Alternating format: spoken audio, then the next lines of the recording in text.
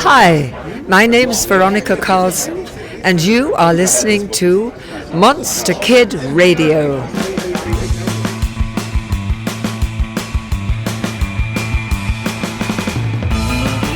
It is time for episode 430 of the podcast devoted to the classic and sometimes not so classic genre cinema of yesteryear. I'm your writer, host, producer, Derek M. Cook, and I want to welcome you to this episode of Monster Kid Radio, or we may as well just change our name to Monster Bash Radio at this point, because we've got more content from Monster Bash that happened 6 weeks ago. This is week 6 of our Monster Bash coverage. And I gotta tell you, sometimes I worry that I'm giving you too much Monster Bash and not enough of everything else. But then I get a message like this. Hey, Derek.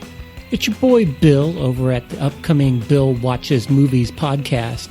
And I wanted to shoot you a quick message just to say how much I am loving the Monster Bash episodes.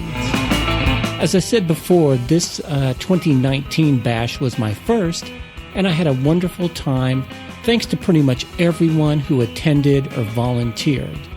Now, I've been a Monster Kid since 19...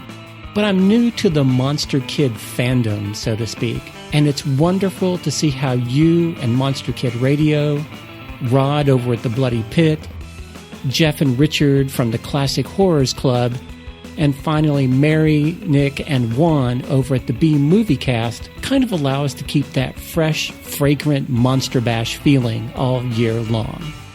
I feel like Dickens' character Scrooge, and I should throw a coin out the window to a young street urchin and tell him to go fetch me a new corpse. Thank you again, Derek, and thank you to all the podcasters mentioned for all that you do for us Monster Kids. It is truly appreciated. Everyone take care, and I will talk to you later. So I guess what I'm saying is that if you're tired of Monster Bash coverage, it's Bill's fault. Okay, not really.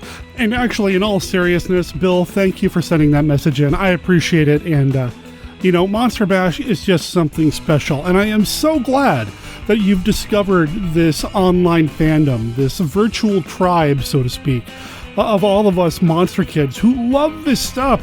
The B-Movie Cast, Rod over at the Nashi Cast, Rich and Jeff, Chris Page over at the Time Shifters and Orphan Entertainment Podcast, Stephen D. So, I could just start mentioning everybody, all the podcasters, everybody who was at Monster Bash, but then that would make a pretty boring episode. Bottom line is, I am thrilled that you found this online community, that you're discovering or rediscovering your Monster Kid fandom, and I'm glad we're friends, man. Thanks for sending that message in. I appreciate it. Well, okay. I am starting to run out of Monster Bash material. This week, we're going to hear a chat that I had with author Dwight Kemper. Now, originally, we were going to have a reading of a short story by Dwight, but I'm having some technical issues at this point, and that's going to get pushed back to next week. Also, this week, you're going to hear the Q&A that Veronica Carlson did at Monster Bash, and just because I want to throw it into the mix, when Josh Kennedy introduced his film, House of the Gorgon, there was a little mini Q&A session with him as well, and he introduced the cast, and I'm just going to let that run on this episode of Monster Kid Radio as well. But that's not all you're going to get. Now, of course, we have our regular segments. We've got Professor Frenzy's Bedtime Story, and it's a good one. Well, they're all good, but this one's really good. I really liked it. And then we have Kenny looking at famous monsters of Filmland. So we have all of that.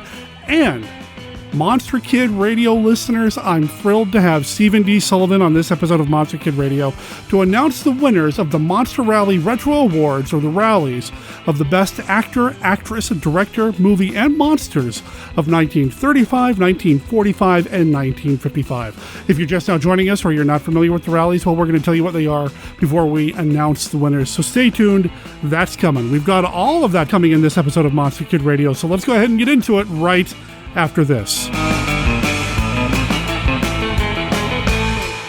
Hey everybody, this is Heidi Bennett of Vibrant Visionaries podcast and Spinal Tap Minute podcast. And this is a quick little promo for an upcoming event, and it's Movies by Minutes Portland. We're going to be meeting up in Portland, Oregon on Saturday, August 24th for live podcasting, games, and on the stage we've got the Movies by Minutes guys from Star Wars Minute. Actually, it's going to be a mashup of Star Wars Minute and the Godfather Minute. The newly pod game, Rick from Mad Max Minute, is going to be hosting that. Vibrant Visionaries, where I'm going to have the fellas from Open the Podcast Doors, Hal, which I think you could probably figure out which podcast that is. And then just added The Cast and the Furious. So lots of live podcasting and some games going on. Tickets are $20. It's a family-friendly event. It's really a social event. It's not just for the Movies by Minutes listener, but the podcast listener and fan alike.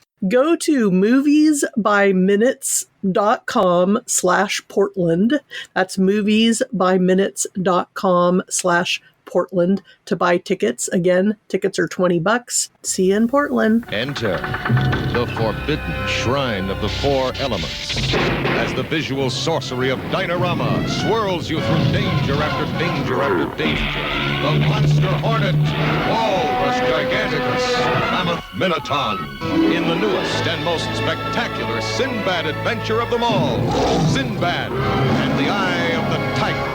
Rated G. Starts Wednesday at theaters everywhere. Check your paper for theater or drive-in near you. The terror shock that can't be stopped.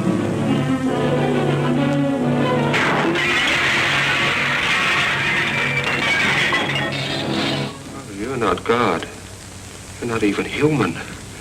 You murdered those men, and you made me a murderer, too. Weird experiments of accursed scientists turn human beings into living hybrid hell monsters. Now you hold hands with the devil. Now you run for your life from the terror, the torment, the torture inflicted by Satan's ambassador of evil.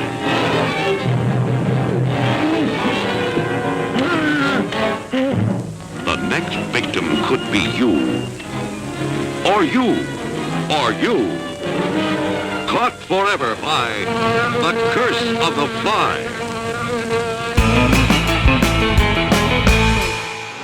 Professor Frenzy, it's a show. Professor Frenzy, show.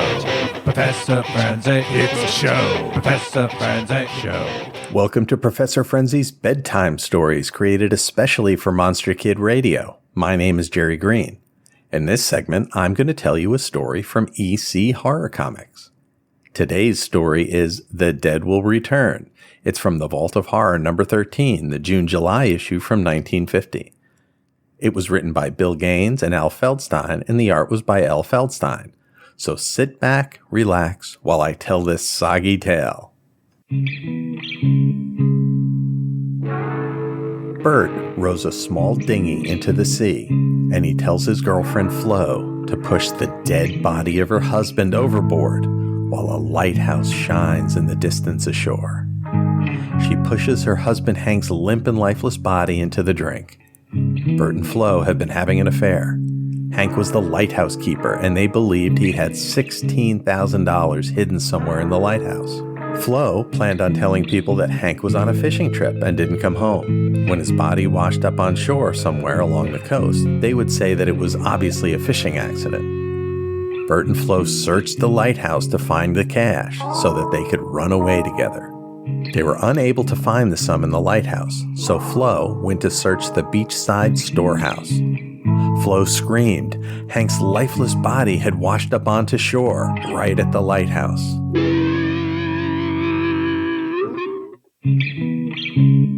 Their scheme would never work now. It was strange that he would wash up right here at the lighthouse beach. But coincidences happen, right? Right. That night they found a high cliff and threw the soggy body back into the sea. The current would surely carry him far away from the lighthouse. Days passed and no bodies were reported to have washed up on shore. Bert went down to the beach to go fishing when he made a terrifying discovery. Hank's body washed up again on the shore. By this time, Hank was looking a little worse from wear. And now the pair have to think of something quick. They drove the body up to Falmouth and laid Hank on the beach. Someone surely would find the body now and believe it was just washed ashore. More days passed without any report of a body being found. What could be happening? Bert headed up to Falmouth to see if the body was still there. Flo sat at home, upset. Suddenly, Flo saw seawater leaking underneath the doorway. What could be on the other side? The frightened Flo backed up the spiral stairs to the top of the lighthouse. She was trapped in the top room, and she could hear footsteps on the stair behind her. She had nowhere to run. Then her scream echoed, unheard, across the night sky.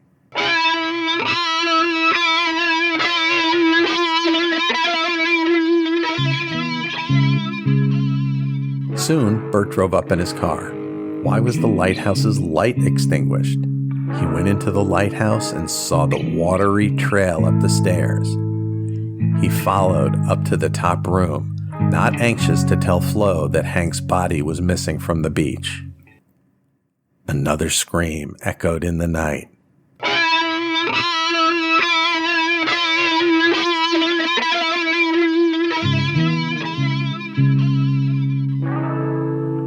The next morning, investigators from the Lighthouse Performance Board went to see why the light had been turned off. They found Bert and Flo dead, covered in seaweed and brine, and a decomposed body laid on the beach with $16,000 in a money belt. The end.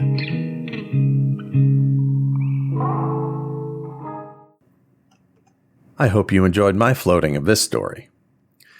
It's tales like this that make me love EC Comics. The wicked will be punished either here or by the hereafter. We know things will go badly for the killers, and it does, deliciously. It's so much fun reading them boast about their plan and the great life that's in store for them. So naive. I love it. Al Feldstein's art is always top-notch. He's excellent at telling stories simply and efficiently, and then turns up the heat when it's game time. The panel of Flo's face when she's trapped at the top of the lighthouse is amazing. She's drawn and she's clearly terrified with tears falling down her face. Flo has the look of a blonde femme fatale, world-weary, evil, but still beautiful. It's wonderful work. If you're interested in a copy of The Vault of Horror Volume 1, the book can be purchased on Amazon, and you can find a link to buy it on the MKR website.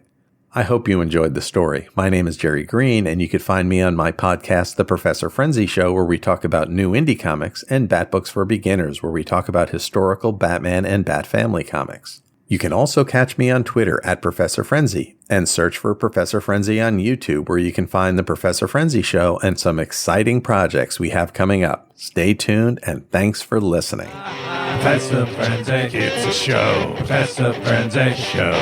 Professor Frenzy, it's a show. Professor Frenzy Show.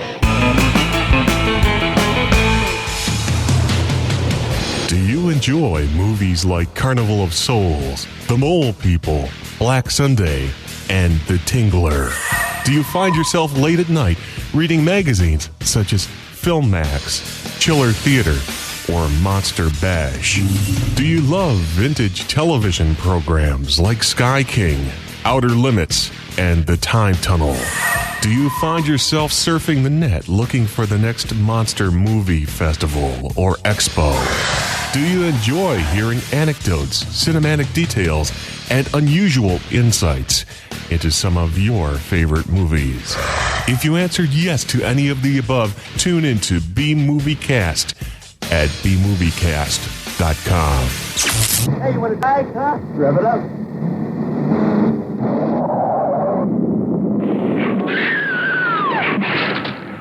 Action you've never seen races across your screen as you thrill to a new dimension in picture making.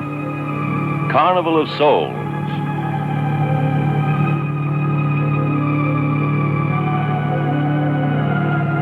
This is the shocking story of a who crawled from the river to race through a nightmare, walking a tightrope between heaven and hell.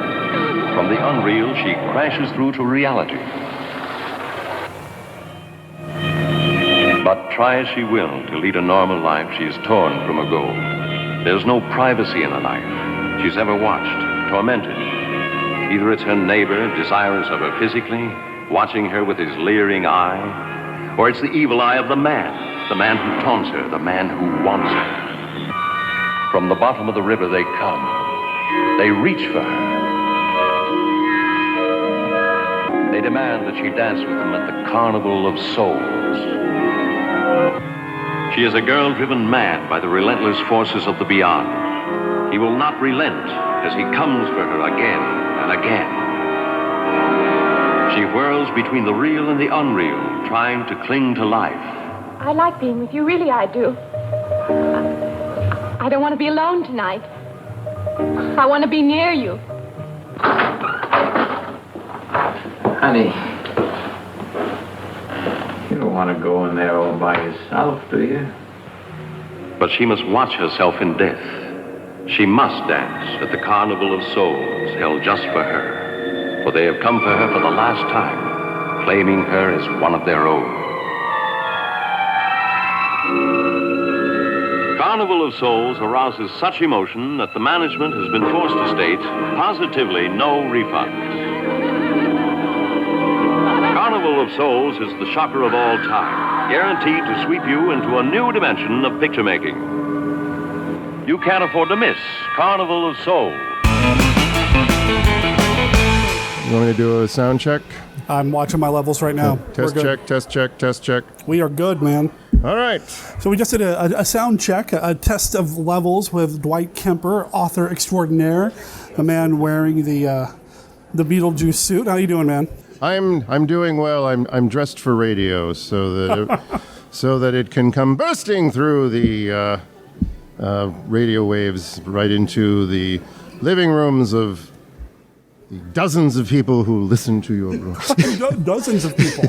I was going to say, maybe like 10s or 20s, but yeah, okay. You said you're dressed for radio. It's like better than having a face for radio, I guess, right? That's true, yes. Although some might say. Come on, with that mustache, come on. Man. Well, yes. That's right. I have a handlebar mustache, so. You're an inspiration, sir. Thank so how's it going? It's going well. I actually just sold a copy of Bela Lugosi and the House of Doom to none other than makeup artist extraordinaire Tom Savini. Very cool. I'm excited because I know when you come to these things, you're here to, have a good time, but wheel and deal, make a little money too. So that's awesome. Yep. Was he your first sale of the weekend? No. Actually, my very first 2 sales, I have printed out copies of my most recent short story, which was going to be published in time for Monster Bash. The story answers the question, where does the Frankenstein monster's brain come from?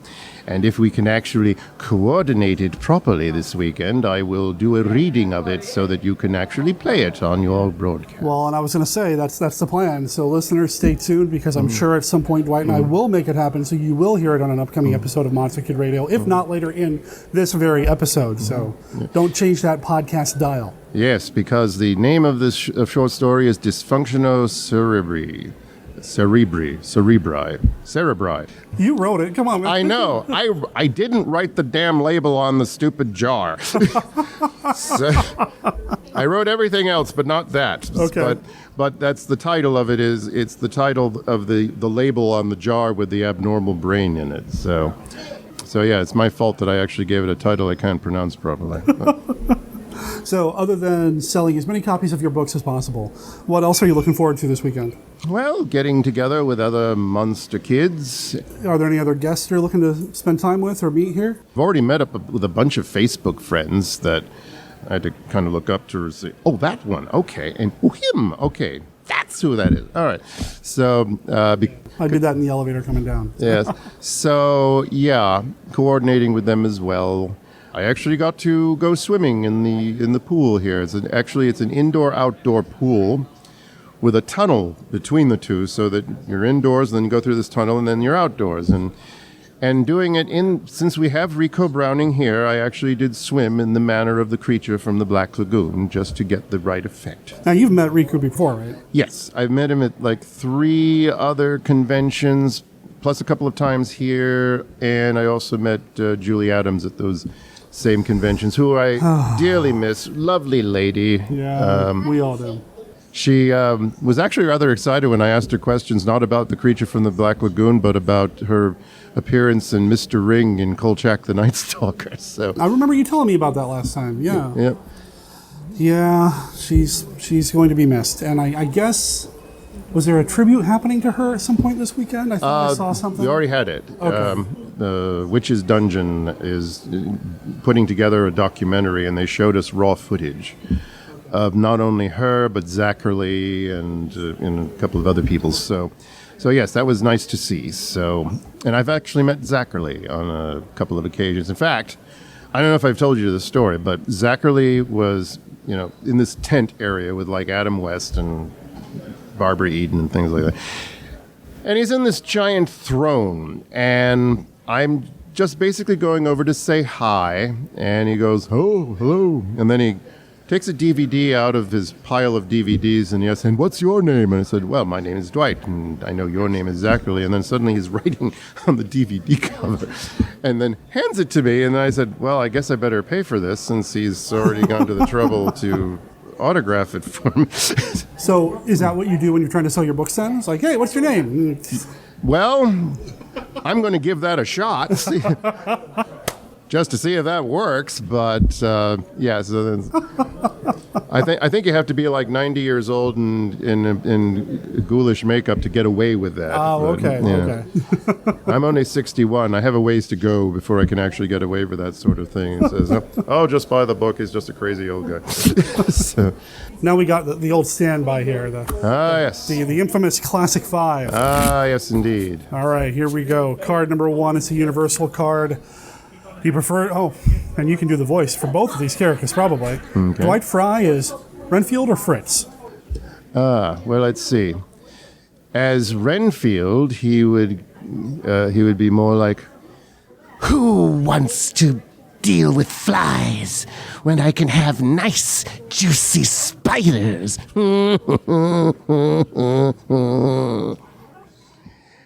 And then, of course, as Fritz's go, "Look! Oh, don't worry. No blood, no decay, just a few stitches. Frankenstein, Frankenstein, where is it? Where is it?" That is Fritz. So which character do you prefer? I think Fritz, because for some reason they cut out a joke in Dracula that would have explained why he's creeping up on the nurse who fainted. And they actually show the whole joke in the Spanish version because it looks like he's about to do something nasty to the nurse when in fact there's a fly next to the nurse that he grabs. So it's like a fake out for the audience, but for some reason they cut out the fake out. That's too bad. I mean, both performances are great. I mean, I love Dwight Fry in everything that he does, even when he's being a nondescript villager like he was in The Ghost of Frankenstein and things like that. Card number 2. Who else could have or should have played Dracula? Ooh. Yeah, are we talking about people of that era? Anybody. Okay. Who else could have or would have played Dracula? Now, it would have been interesting had he lived, if they could have gotten the fellow who played in Nosferatu. Oh, okay, Max Schreck to finally get to play Dracula. Yeah, actually do it. Yeah. Okay. And do that and see what Jack Pierce would have done with his face and the makeup, because he was so good without dialogue. I would be curious to see what he would do with that in a talkie. That would have been cool. Yeah. I like that. That's a good answer, man. I like that. All right. Which movie do you prefer? It's a this or that style question. The Seventh Voyage of Sinbad or Jason and the Argonauts? Oh, it's got to be The Seventh Voyage of Sinbad. Yeah? Because I actually saw that in the movie theater. Oh, well, there you go. Not only that, but I saw the Sinbad one with Guy Williams. Oh, okay. On the big screen, that is fantastic because there's like a 3-headed dragon. And it kind of looks Asian, kind of a dragon, because it has a flat face and snub nose and everything. But the best part about it was that in that one, there was this giant arm and fist that was smashing down on things and trying to get Guy Williams. And there was also a swamp that was sucking people up. And like I saw a meme on Facebook, quicksand is not as horrible a thing as I was led to believe it would be. Yeah. I've seen that. But yeah, The Seventh Voyage of Sinbad, I just love that movie. I mean, and of course you've got Ray Harryhausen's effects, and so And I believe the lovely Carolyn Monroe. So, you know. All right, what's your go-to film to introduce somebody to classic monster movies? Well, I would have said Bride of Frankenstein. Okay. But I actually used that as a go-to film for someone who had never seen Bride of Frankenstein, and they were puzzled by the mixture of comedy and horror. Huh. Now, to be fair, my mother saw this as a kid in the movies. And the kids in the movies had the same reaction, so that she told me that the best time to get up and get popcorn is when the little people were introduced, because the kids would sort of edit the film themselves by getting up and going out and getting candy and then coming back. But, I mean, I love the whole thing, but strangely enough, contemporary people and people who have never seen the film have a bit of a problem with... My first experiment was so lovely that we made her a queen. And now we have the very devil. He resembles me, don't you think? Or do I flatter myself? I love the whole film. And as I watch that movie as I get older, I mean, I love that sequence too. But you're right. It is so out of the blue and not connected to anything else happening in Universal Horror at the time. And you have to ask yourself, how are these little people living in these jars? Because when they're not out being shown by somebody, they're in the dark and they're in this coffin-like box. And not only that, but if you actually read articles about alchemy and making homunculi, when Pretorius says that he grew my creatures from cultures, grew them as nature does from seed, it sends you to images that you don't want to have about a petri dish and Dr. Pretorius. So... All right, enough said. So, yeah, it just seems kind of out of place. Yeah. And not only that, but you only see Billy Barty from behind. And I wish I'd actually met him to see what kind of makeup did they actually put on you to be the little baby? Because you're supposed to be like Boris Karloff, but what did they do for you there? Missed opportunity. Yeah. All right, final card. Here we go. We were just talking about Harryhausen. What's your favorite Harryhausen creation? Ooh. I would say, even though he was given a very anticlimactic ending, I would say probably the Minotaur. Oh, okay. Because I love robots. Yeah. And I love the Minotaur. And throughout the whole movie, we are waiting for the Minotaur to have a battle with the troglodyte. So what happens? The Minotaur pulls this brick out, and then it falls on him and destroys him. And it's like, what? We're waiting for the battle of the century here. Why did you knock him out so quickly? But I do love the Minotaur. And I guess if you wanted something from his earlier black and white things, well, then you got to go with the Rhedosaurus from... Beast from 20,000 Fathoms, which, first of all, is a completely made-up prehistoric creature. It does not actually exist. Right. I remember watching Beast from 20,000 Fathoms on something. It was called Adventure Theater, but it was with this ringmaster who also did the voiceovers for Mark's Toys, and he had a little puppet called Clowny, the Great Clowny. And now, if you can imagine a show with a comical ringmaster and a puppet clown showing something like not only Beast from 20,000 Fathoms, but Kaltiki the Immortal Monster, unedited, at 9 o'clock in the morning on a Saturday, showing the scene where they take the skin diving mask off of the guy and he's just basically still breathing, but a dissolving skull.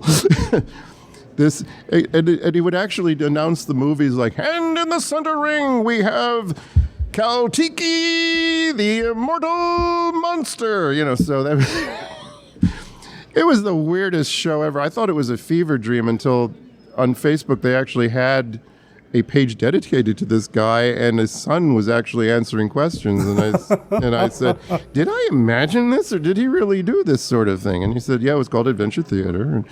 And it seemed to me that they only had a rotation of 4 movies, because it always seemed to be, it was either Godzilla, King of the Monsters, Beast from 20,000 Fathoms, Kaltiki the Immortal Monster, and I think it might have been Robot versus the Aztec Mummies. So these were the movies that were in constant rotation. So if you wanted to see it again, wait 3 weeks, and then it's back.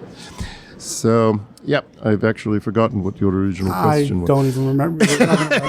I'm still catching up on sleep and everything else. Mm-hmm. But that was the 5th card, I think. Yep, that was card number 5. Yep. So you're going to be at the convention all weekend. This episode goes out next week. So obviously people missed an opportunity to see you there. Yes. Here, there, but anyway. Yes. But you're online. Mm-hmm. What's your web address? You can find me at www.murdermysterytheater, theater at the end with an ER.com. Excellent. And then, of course, look up Dwight on Amazon, where he's got his 3 amazing books. I guess they're considered a trilogy, right? Yes. Although, here's the fun part. While I was writing the first 2, which is Who Framed Boris Karloff and Bela Lugosi and the House of Doom, I was writing the 3rd book, The Vampire's Tomb Mystery, which at the time was called Bela Lugosi, The Final Curtain.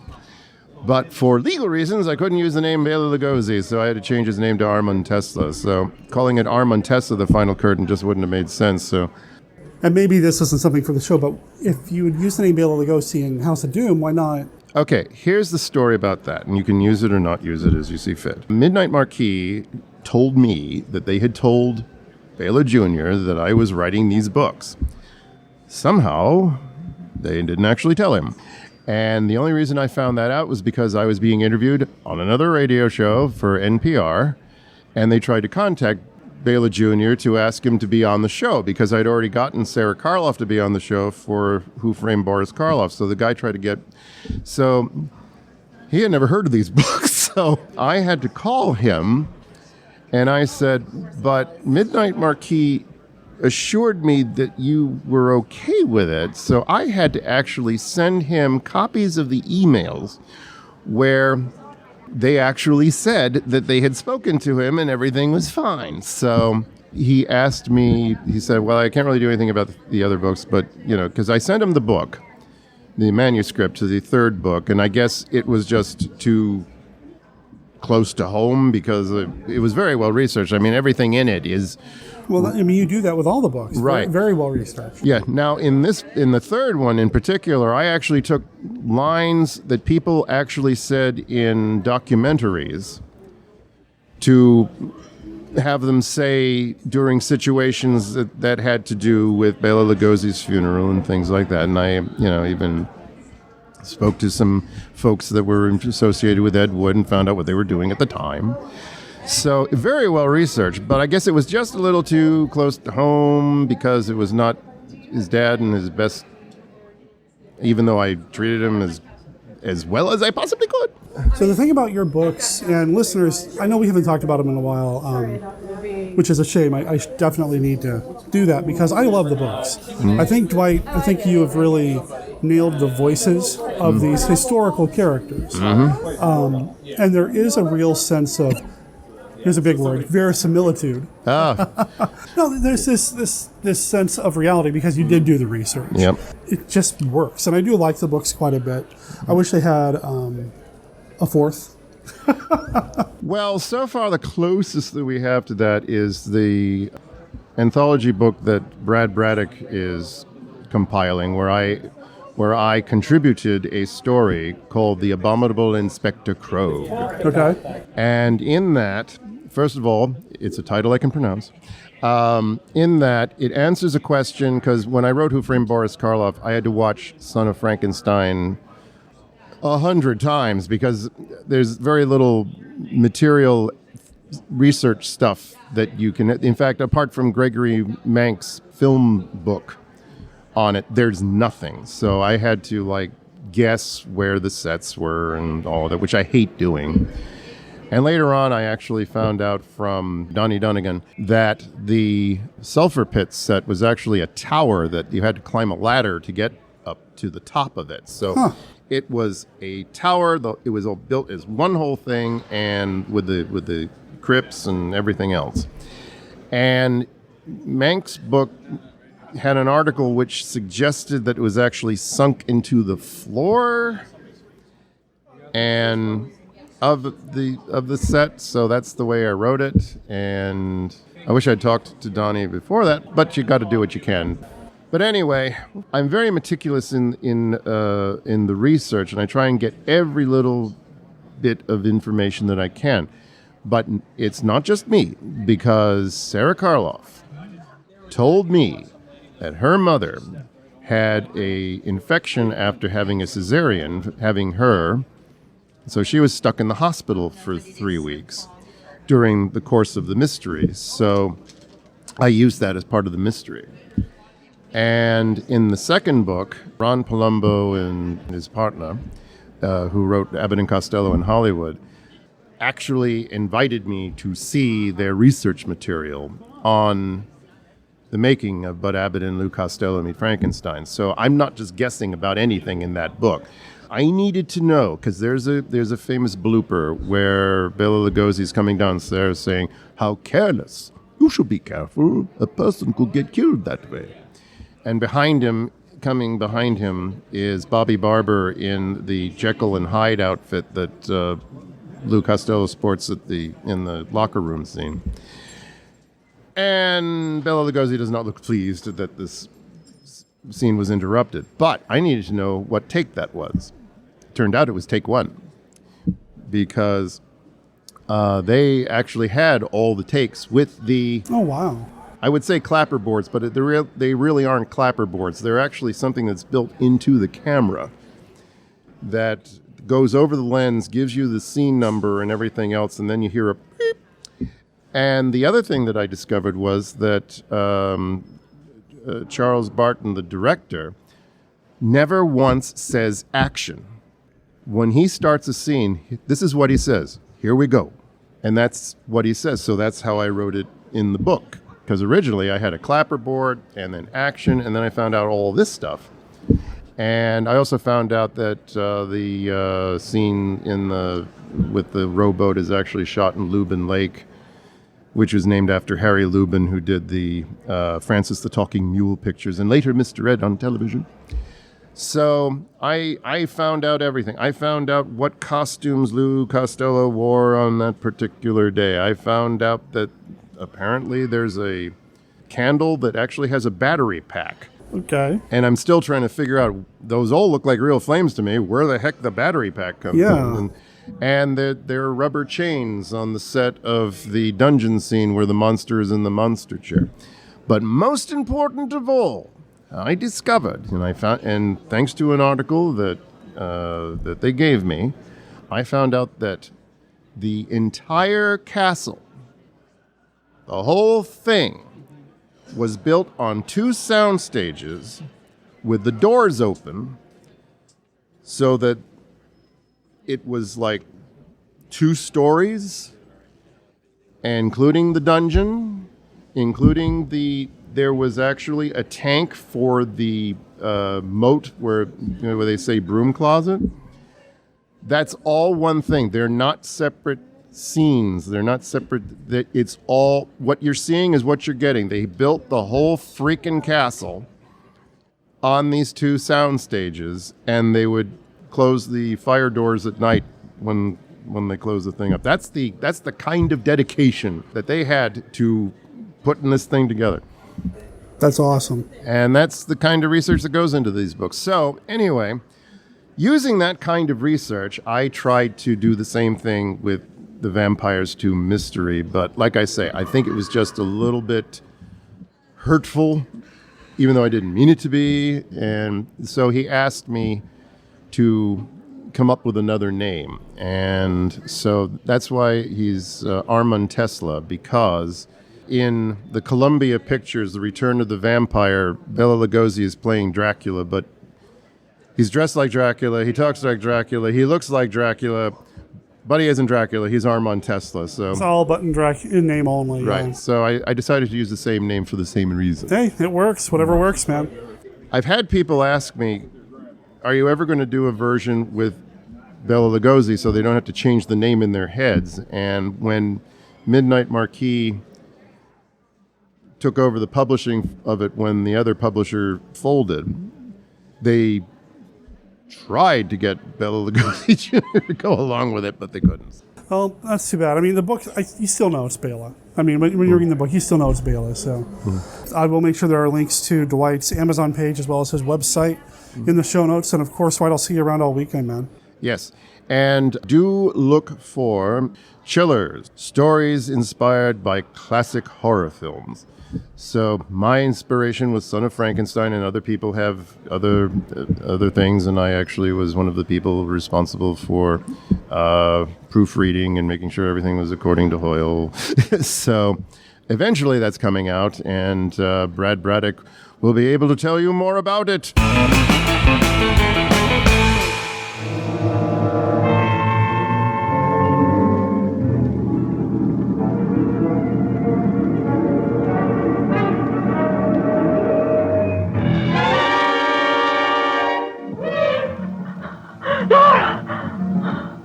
The supernatural powers of the evil eye claim still another victim.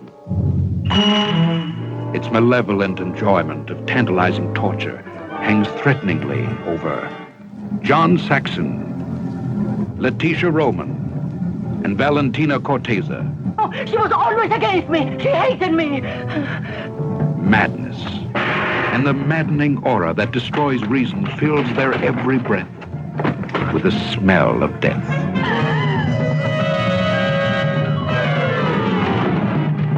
Miss Dawson, have you ever seen a murder before? No, I've never seen anything like that. Never. Oh, stop playing games, will you, Landini?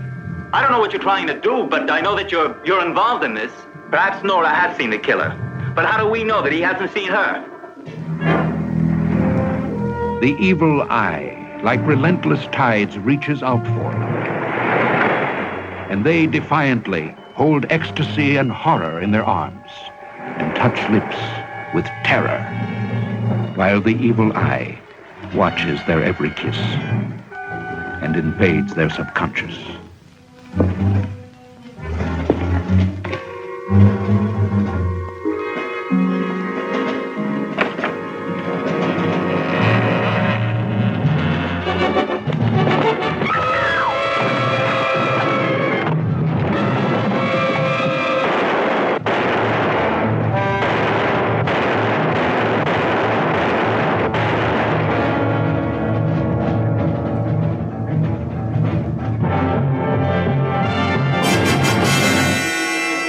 Hi, this is Jeff Owens from the Classic Horrors Club. And I'm Richard Chamberlain from kccinephile.com and monstermoviekid.wordpress.com. We'd like to invite you to attend the next monthly meeting of the Classic Horrors Club on the Phantom Podcast Network.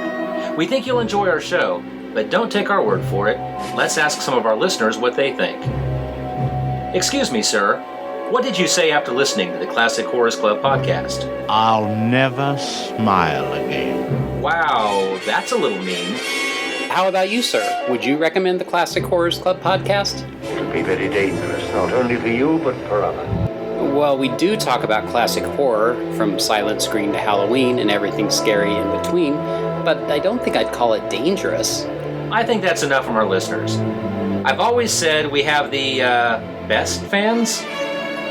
Why don't you give us a try yourselves? We meet once a month during the Classic Horrors Club podcast on the Phantom Podcast Network, found at downrightcreepy.com or at classichorrors.club. Oh wait, here's one more listener walking his pet. What do you think of the Classic Horrors Club podcast? There's the stink of hell on this train. Even the dog knows it.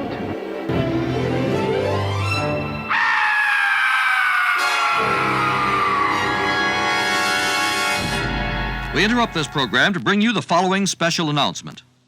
The world's first horror head transplant has failed, and 5 brain donors have died in the experiment.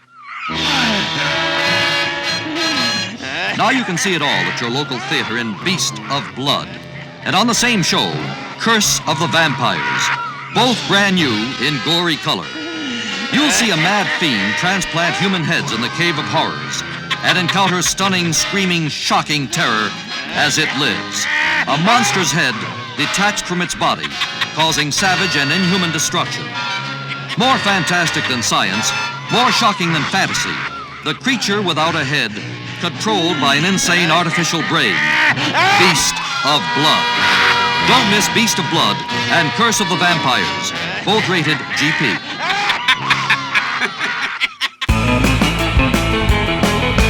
Hello there, Monster Kid Radioheads. This is Kenny with a look at famous monsters of Filmland. We are going to bash some more and look at the Rally Awards, so let's see an article about a monster event where awards were given.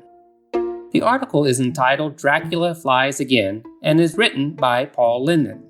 It is found in FM 43 from March of 1967. Mr. Linden tells us about the 4th annual Anne Radcliffe Awards of the Count Dracula Society. Anne Radcliffe was a pioneer Gothic fiction author from the early 1800s. The awards were given out at a banquet attended by 225 people in Hollywood, California.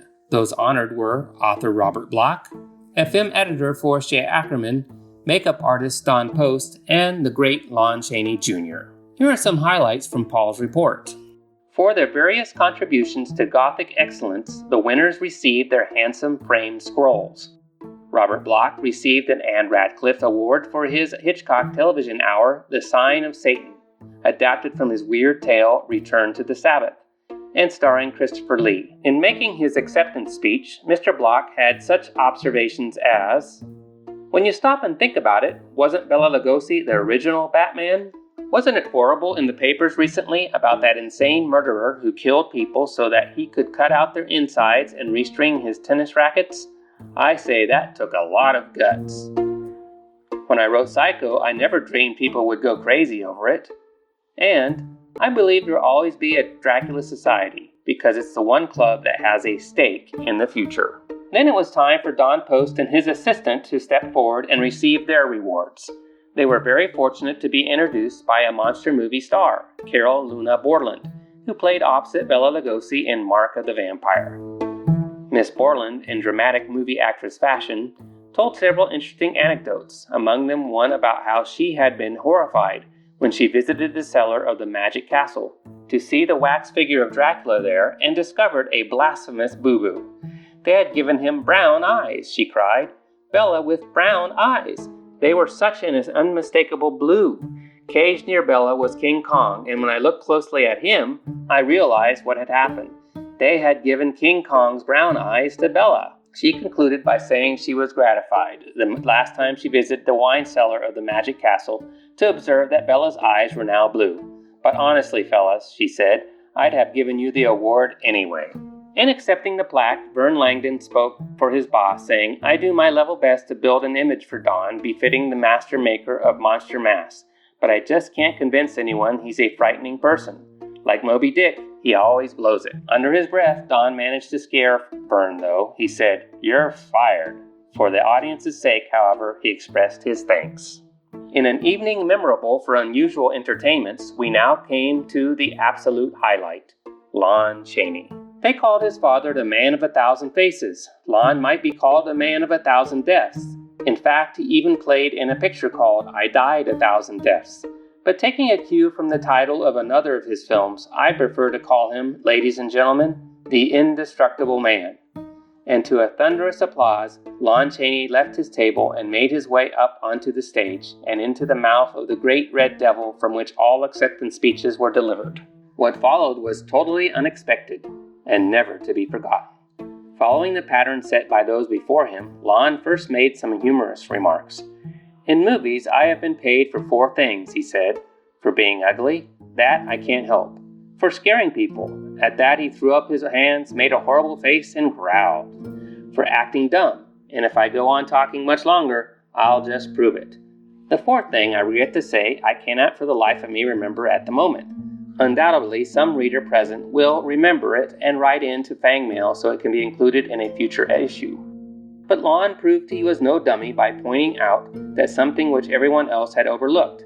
When the original introductions of all the special guests had been made, it had been requested that the applause not be given individually, but saved till last. Then the applause had been completely overlooked. But Lon reminded everyone of it then and there, and a long overdue round of clapping was given the other celebrities. Then the unexpected. "You people have fed me and given me a good time," Lon said. "I feel I should do something for you in return." Without benefit of any special preparation, he turned himself into the well-meaning but bumbling, dim-witted Lenny of Mice and Men fame. He came alive as a great actor before our very eyes. "George," he began, in an amazing, sustained monologue of increasing intensity and power, he spellbound the audience with an on-the-spot Academy performance. When he reached the climax of the scene and bowed his head in his arms, his shoulders racked with sobs, the audience rose to its feet as a man to give him a standing ovation for the second time in one evening. It was a classic moment. We were proud and thrilled to be there, and are happy to share the thrill with you, who could not physically be present. That's all for this week's look at Famous Monsters of Filmland. This is Kenny for MKR. We'll be back with more next week. Adios.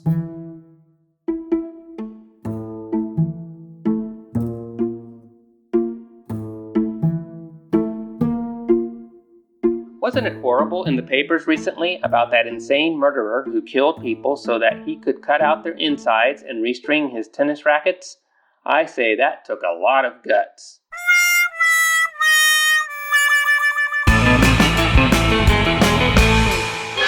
The cold, glossy pages of True magazine call the killer shrew the world's most savage mammal. You'll never venture into a forest alone after you see The Killer Shrews with James Best and Ingrid Good, motion picture horror masterpiece, The Killer Shrews.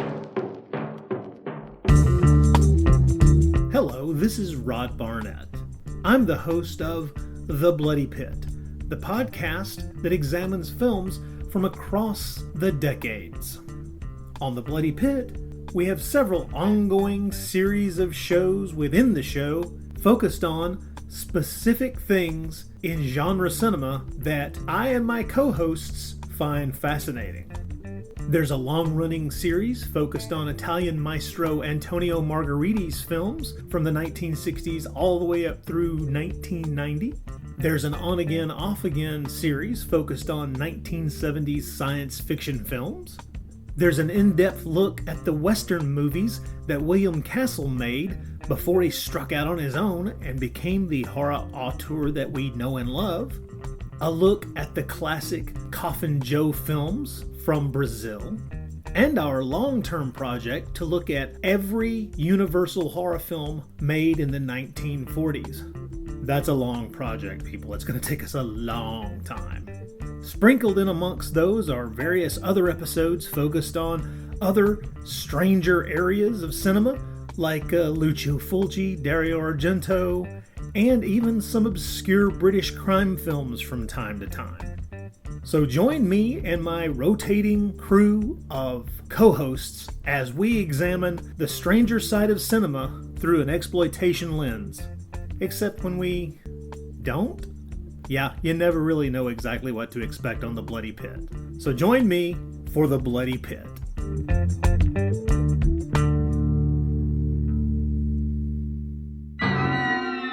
Dr. Frankenstein found the secret of life, but he lost control.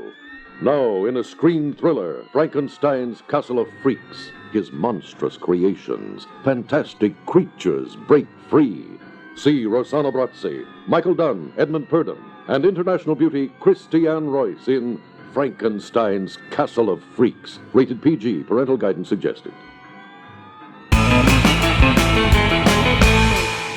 Right now, we are so proud to have her, one of our favorites, Veronica Carlson. Yeah!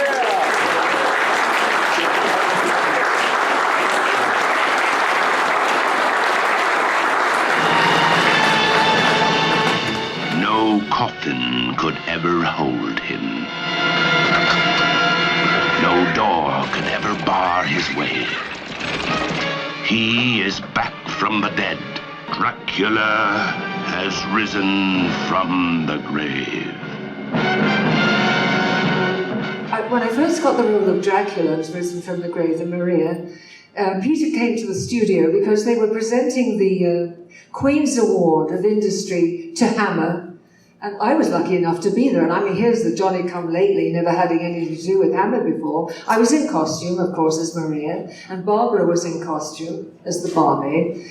And there was Christopher, and there was Peter, and us two ladies, who had nothing to do with anything at that time, being presented with the Queen's Award to Industry to the Lord Lieutenant of Buckinghamshire and his wife. And what amazed me about these two gentlemen, I think you always have a preconceived idea in your head about people. You know, you see this tall, elegant man, and you know he's an aristocrat of some kind, and he's going to be unapproachable. Peter, and they were so approachable, it was amazing. It's like we'd known them all our lives, and great sense of humour, and we were immediate friends, and I enjoyed working with them so very, very much. So that was our introduction, and then of course we had the reading around the table of the script, just to time it out and everything. And God, I can't remember how happy I was meeting people that I'd seen on TV, film, and been a fan of as growing up, and then, you know, from school through college. And that's, here I am on the screen with them. It was, oh, blimey, this is wonderful. I'm here, I made it. I blew the bachelor's degree I just got in college. But oh my God. Or I remember my father saying to me, don't do anything to embarrass me, darling. He wasn't very impressed with me going into the film business. But I hope I didn't do anything to embarrass him. Anyway. When I was in college, well, I was always pretending. I was always playing games of let's pretend. You know how kids do. And when I went to college, we had a music director called Peter Goodwin. I used to sing in a choir, a soprano. And I thought, I want to be with this man. He's absolutely ingenious. But when I went to college, he was the music director in college. And of course, I joined the music side of things straight away. We did stage productions, musical ones. We did The Conspirators by Schubert. I was one of the conspirators. And we sang Travaglieri. I was one of the three maids. And we did reviews. And this was in our spare time. We in our lunch breaks between evening, you know, from afternoon classes into evening classes, we'd do it.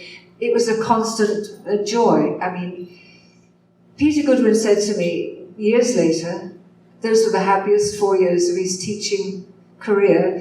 There was a group of us in college that sort of got together and meshed, a bit like Caroline and Martine and I, you know, that we just meshed, all of us, and it was there were no drugs. If we could afford a lager at the end of a week, we did. We rarely could do that. And we just met up to chat. And that's how it was. And the end, my fourth year, he wanted me for the lead in La Vie Parisienne. So the principal came down from the high school, Lofty Heights, and said, if she fails this exam, it's on your head, Peter Goodwin.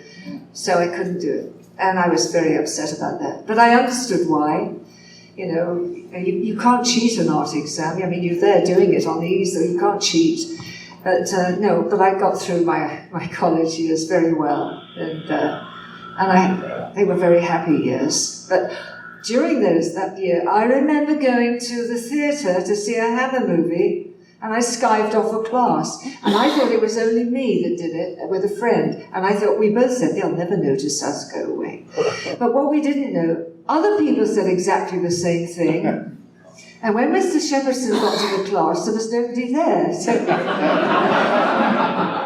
he thought he knew where we'd gone. And when you know when the lights come up, you know how everyone looks around to see who else. There he was. This man was 6'4", very well built.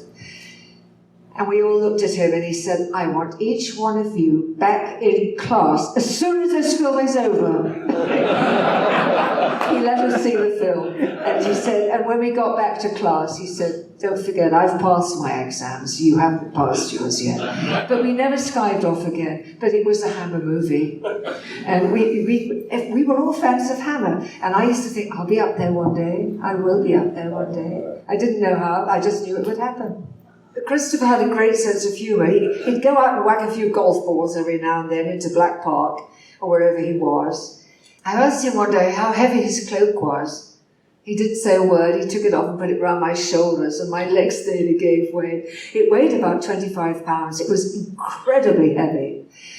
Thank goodness the stuntman and his double wore a very, very light, because when he carried me up that mountain, I thought, I know I'm going to fall off. I know my head's going to... And it was high. It really was high. But he never complained about those awful contacts. And I remember very clearly how generous an actor he was when I had to be approached by him in the cellar when I'd been thrown down by Barbara Ewing onto the cellar floor, and I had to gaze up at him. Freddie had said, "This is your eye line, darling," and he put his hand up behind the camera. I could just see it off camera. And I heard this voice, that lovely voice of Chris's, "I'll be her eye line, Freddie." And I was so grateful to him. You know, acting to a hand is one thing, but acting to a man who's actually acting as if he were on camera with you was a remarkable gift to me. I've never forgotten it. And I've never stopped thanking him for it. And I was later to learn, much later to learn, that in fact Gregory Peck had done the same thing for him when he was a younger actor, and he'd never, ever forgotten that.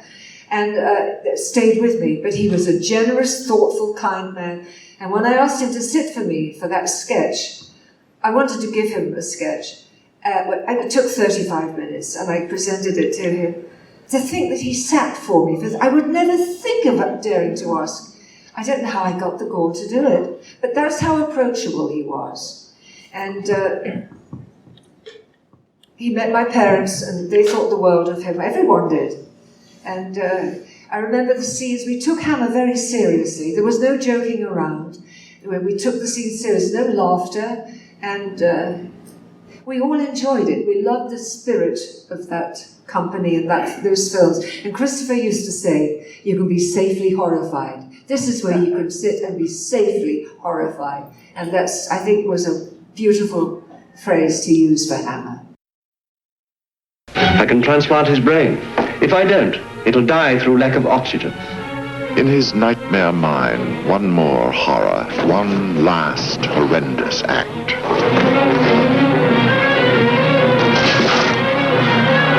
Frankenstein must be destroyed.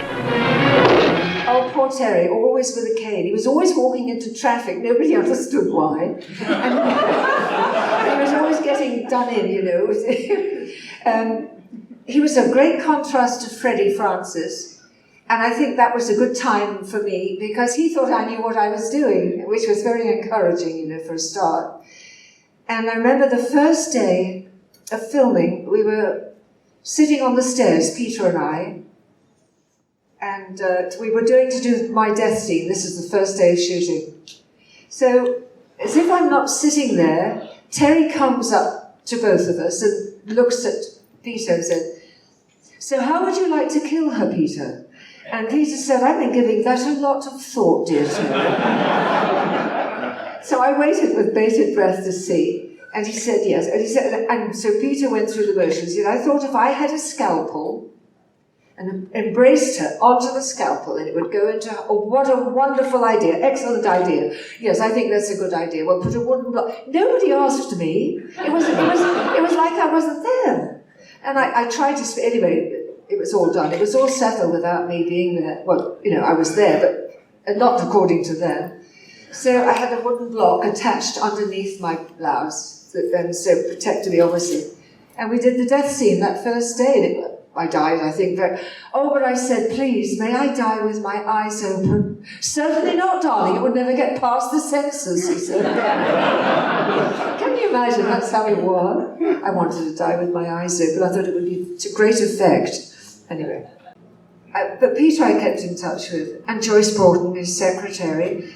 And when Peter passed away, I was able to do a portrait of him that could be auctioned to help with the window. They wanted to put a window in the church for him.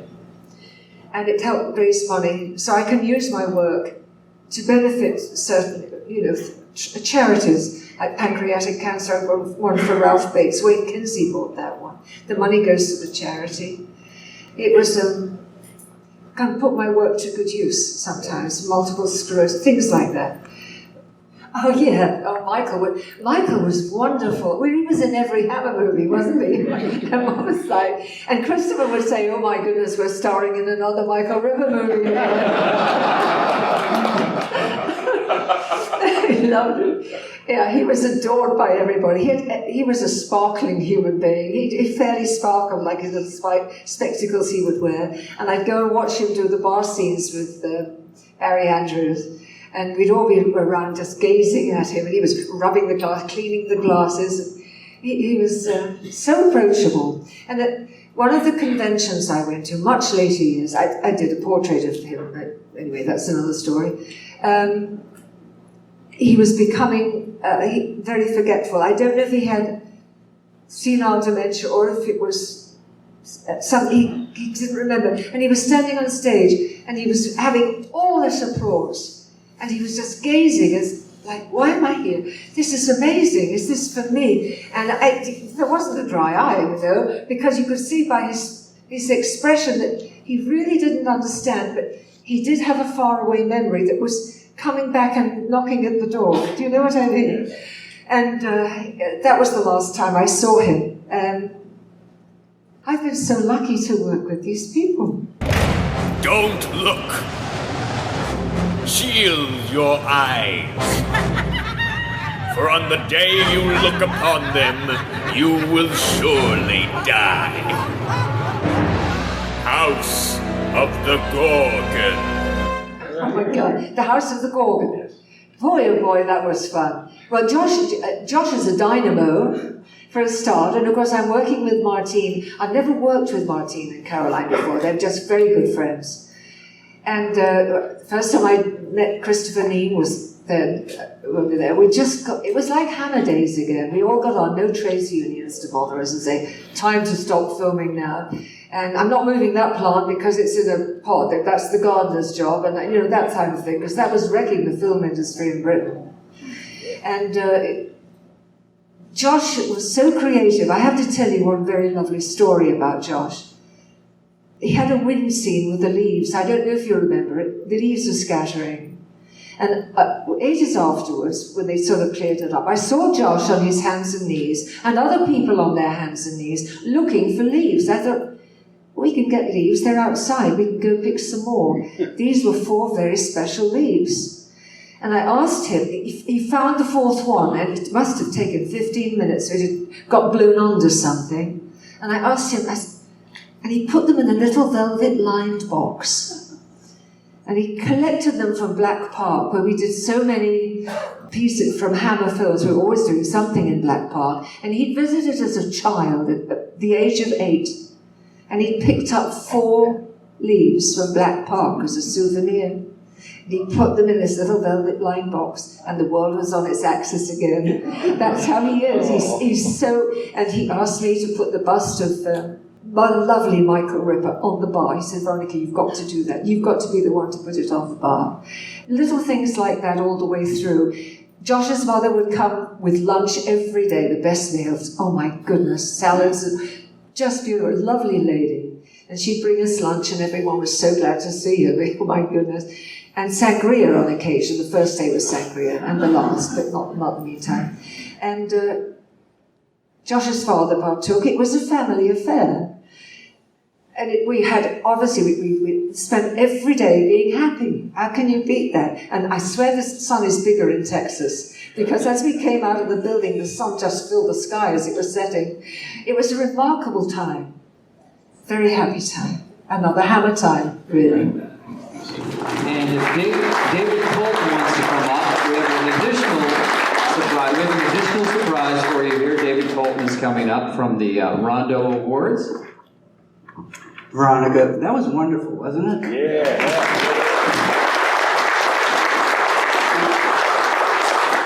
I mean, we all love each other, but hearing stories like this, it just makes us feel that we were there, and it's so rewarding for us. A lot of folks come and sign autographs and things like that, but only a few special people embrace the entire experience, and we feel like you're one of us in a way. So earlier this weekend, we gave Martine one of these, and we gave, I say Carolyn, but it's Caroline. Okay. And we'd like to present you with a Rondo Award Monster Kid Hall of Fame, presented to Veronica Carlson.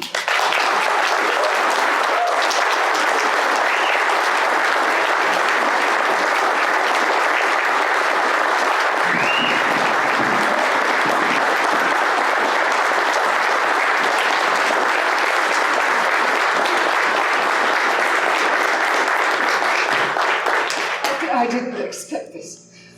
Please forgive me, this is amazing. Thank you so much. I feel like we're family. I've always felt that. I've known so many of you for so many, many years over the years. And you've no idea how much it means to me to be in this life we have, the memories we share. Thank you all so very much for making me part of your family. I can't keep talking. Veronica Carlson.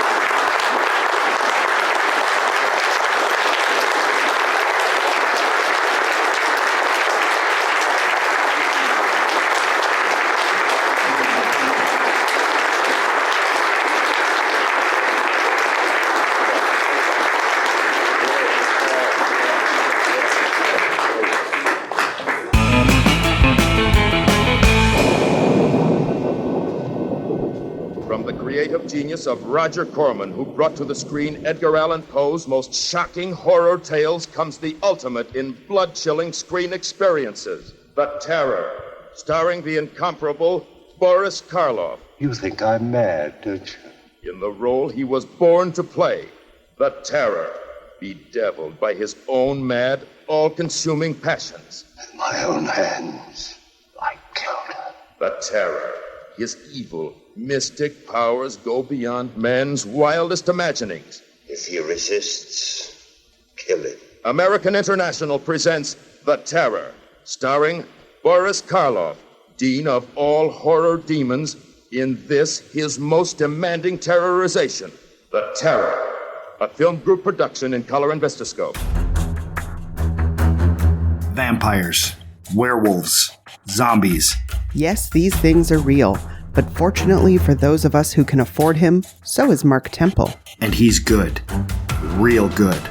He's a former FBI agent turned freelancer with the knowledge and skills to eliminate your monster problems.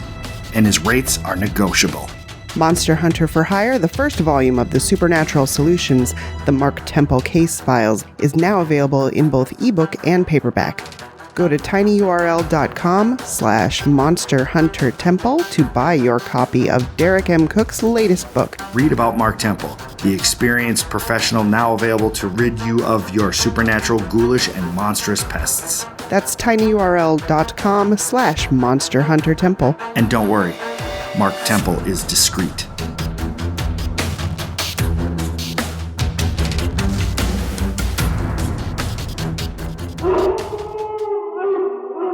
See the top double-thrill, double-chill motion picture program of the year. Curse of the Werewolf, in color. The harrowing story of the legendary half-man, half-wolf. His evil beast blood demanded he kill, kill, kill. Plus, The Shadow of the Cat, a shocking adventure into murder and psychotic fear. Two terrifying hits together. Don't miss them.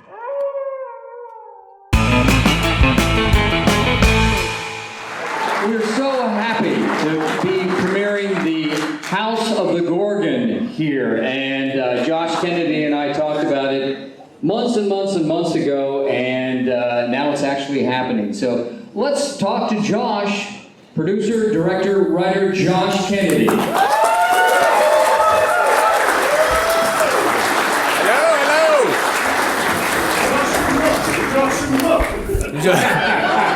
Thanks, Mom. No. Hello, hello. Woo! That's all I got. Josh, I saw some video of you very, very young, and I have a feeling that was the initial seed for this project, the Gorgon, the Hammer film. Yes. You want to tell us about that? Yes, well, there's this little Hammer film called The Gorgon. Have we heard of this? I forget I'm preaching to the choir here. And it's like, oh, of course, Hammer's The Gorgon. We've all seen that. And for some reason, I saw it around age 4 or 5. And you would think, Dracula or Frankenstein or The Mummy would be the easy one. But for me, it was Hammer's The Gorgon. And I was enraptured, and immediately, when I was 7, I directed a stage production with my dad of The Gorgon on stage. And yeah, I know everyone's laughing. It's true, and it's always been a great favorite. It's my favorite film of all time, and then it's The Ten Commandments. The two, they're a great double bill. But yeah, I've always, it's Clash of the Titans. Medusa is in, and the Gorgon is just a great character, and yeah. Okay, then how did House of the Gorgon originate? Well, it was actually Caroline Munro, lovely Caroline Munro, and I had become friends with Martine Beswick, who will be making her big entrance in a bit, and we were all got to become friends with lovely Veronica Carlson, and the wonderful Christopher Neame, the wonderful Tammy Hamalian, and it was Caroline Munro at one of these conventions who was like, we were all friends, we should make a movie together. And we're all like, I was the only one that immediately the blood drained from my face. And yeah, that was, and I was like, okay, what movie can we come up with? And it was, Gorgon, Hammer, we have the Hammer people, and that was the seed. Okay, what were some of the things that had to come together for this whole thing to happen? I mean, we got people in London, right, and people in Texas. Yes. Luckily, how did it all come together? We had a wonderful Indiegogo campaign. Raise your hand if you contributed to the Indiegogo campaign. Thank you. So, round of applause to you guys. You helped make it possible.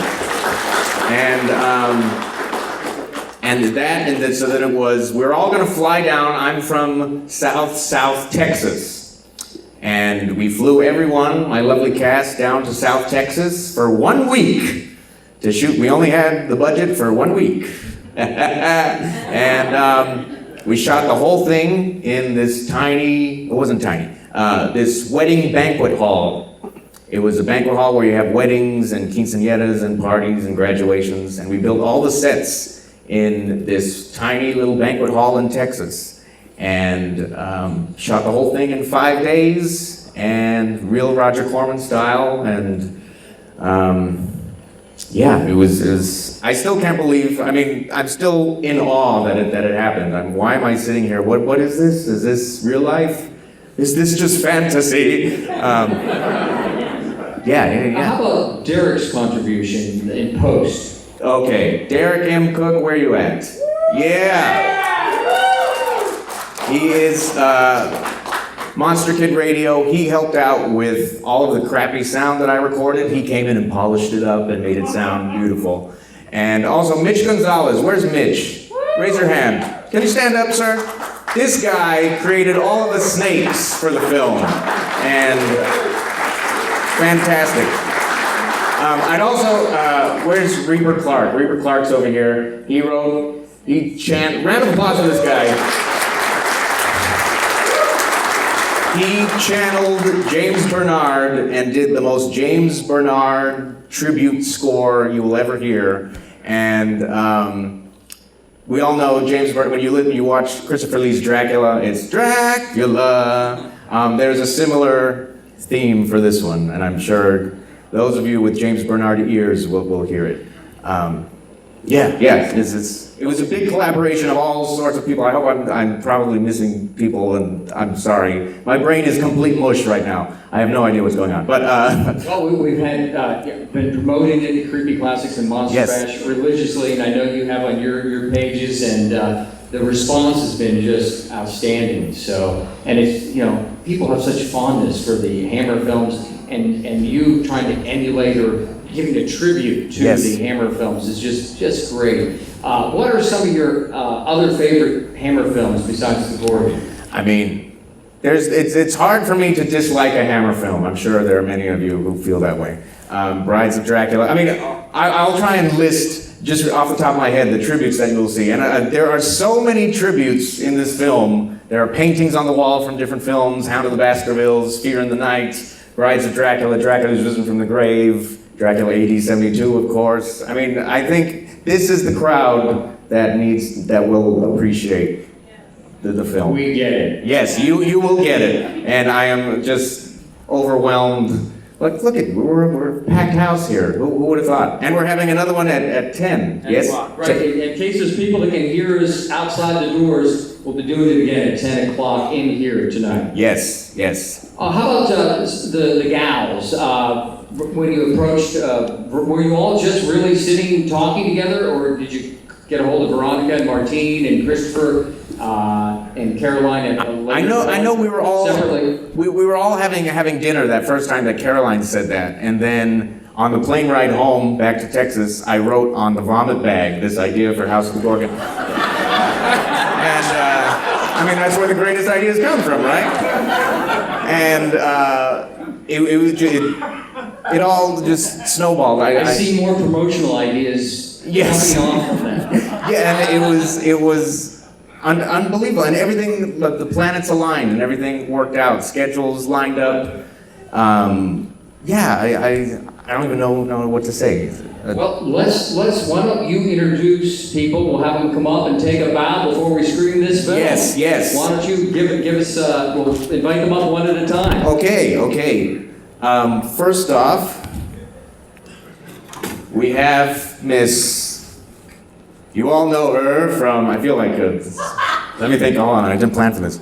You all know her from Dracula Has Risen from the Grave. And Frankenstein Must Be Destroyed, and The Ghoul.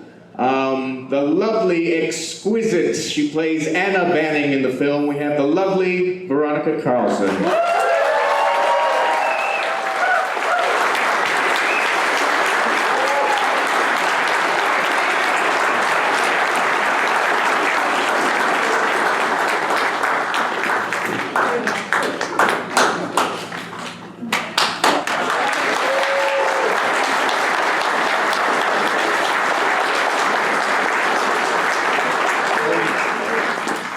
She wants me. Well, why don't you tell the story?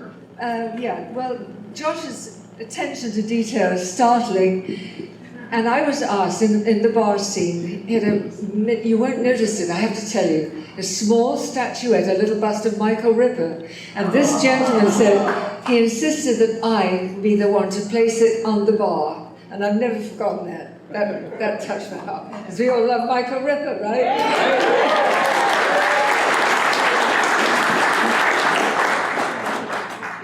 All right. Does Veronica stay up here, or shall she? Yes. Stay up here. Take a seat. Thank you. All right. You all know him from a small part in Lust for a Vampire, and of course you know him as the great Johnny Alucard in Dracula AD 1972. He plays the tortured Father Llewellyn in this, Mr. Christopher Neame.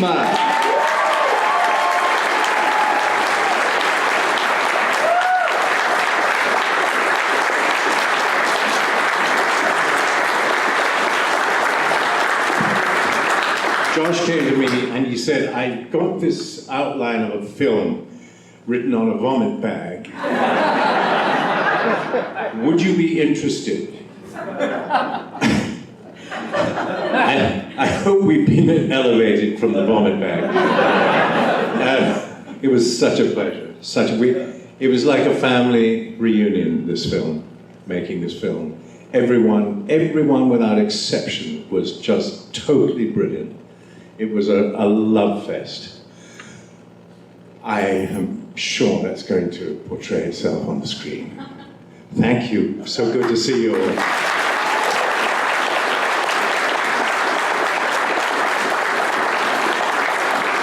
You all know her from Prehistoric Women, one of the great films of our time. Yeah. She was Sister Hyde in Dr. Jekyll and Sister Hyde.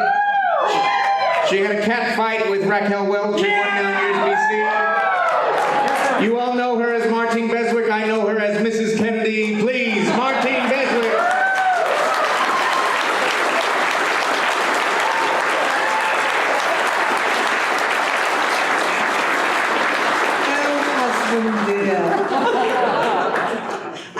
how this happened, that we got married without getting married.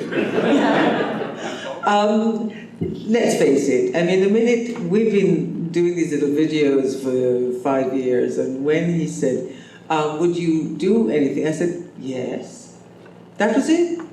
All he had to say was, would you do a film? And I said, yeah. Well, that's it. And here I am. It was fabulous, magical. He created such a magical place for us to be. Truly, truly. Hope you enjoy. Thank you, Anne. Yes, round of applause. And just one final thing, we all know Caroline Munro, she spins around like a tornado. She needs to rest, so she's off in London resting right now. But I would just like to shoot a tiny little video, and on the count of 3, if we could all say, we love you, Caroline, or we love you, Caroline. Can we do that? Okay, on the count of 3, hold on, let me get the camera ready. Also, the love interest in the film, Georgina Dugdale, if we don't know this, is Caroline Munro's real-life daughter. Okay, some people didn't know that. All right, good. All right, hold on. I'll do the introduction, and then I'll turn it around, and on the count of 3, we'll all say, we love you, Caroline. Hi, Caroline. I think you know these people here. Darling. We have lovely Veronica here. And lovely Chris. We're here at the Monster Bash. I was going to say the U.S. premiere. Okay, don't get mad at me. We're here at the U.S. premiere, and we have some people who would like to say a few words. Ready? On the count of 3. 1, 2, 3. We love you, Caroline! Awesome. Hope you enjoyed the film. Have fun with it.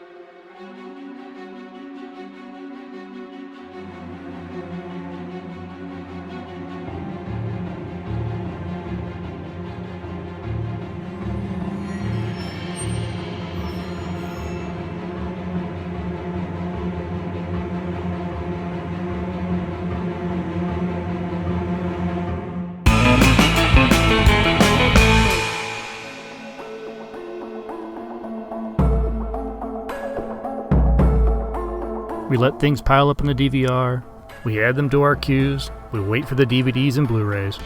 We time shift.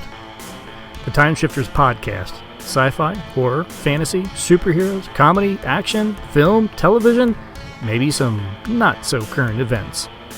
Find us on iTunes or at timeshifterspodcast.com. SOS. San Francisco calling. Monster has attacked. It came from beneath the sea. Golden Gate Bridge ripped from towers.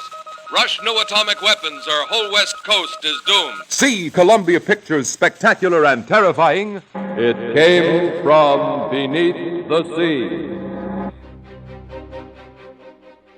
I am Dr. Lee Cushing. Welcome to my Chamber of Horrors. Dr. Cushing's Chamber of Horrors is a serialized monster rally novel in the tradition of the classic Universal and Hammer horror films. It's written by Stephen D. Sullivan, the award-winning author of White Zombie, Daikaiju Attack, Manos: The Hands of Fate, and the original Chill role-playing game. My goal is to recreate the thrills of the Monster vs. Monster films that we all love. We'll have vampires, werewolves, mummies, psychic twins, and scheming madmen. And that's just in the first storyline. Now you can get Dr. Cushing's Chamber of Horrors and other monster stories sent directly to your email for as little as $1 a month. For just $2, you'll get all the chapters in advance, plus bonus stories and other perks. Sign up now at CushingHorrors.com or visit sdsullivan.com for a Patreon link. I do hope you've enjoyed your visit. Please come again, and remember, the chamber is always waiting for its next victim. The sound you hear is dripping blood. This is the start of Black Sunday. Black Sunday comes but once every 100 years. On that day, the undead demons of hell rise to unleash an orgy of evil on the world. From Nicolas Gogol's great classic, American International Pictures presents Black Sunday, the most frightening motion picture you have ever seen.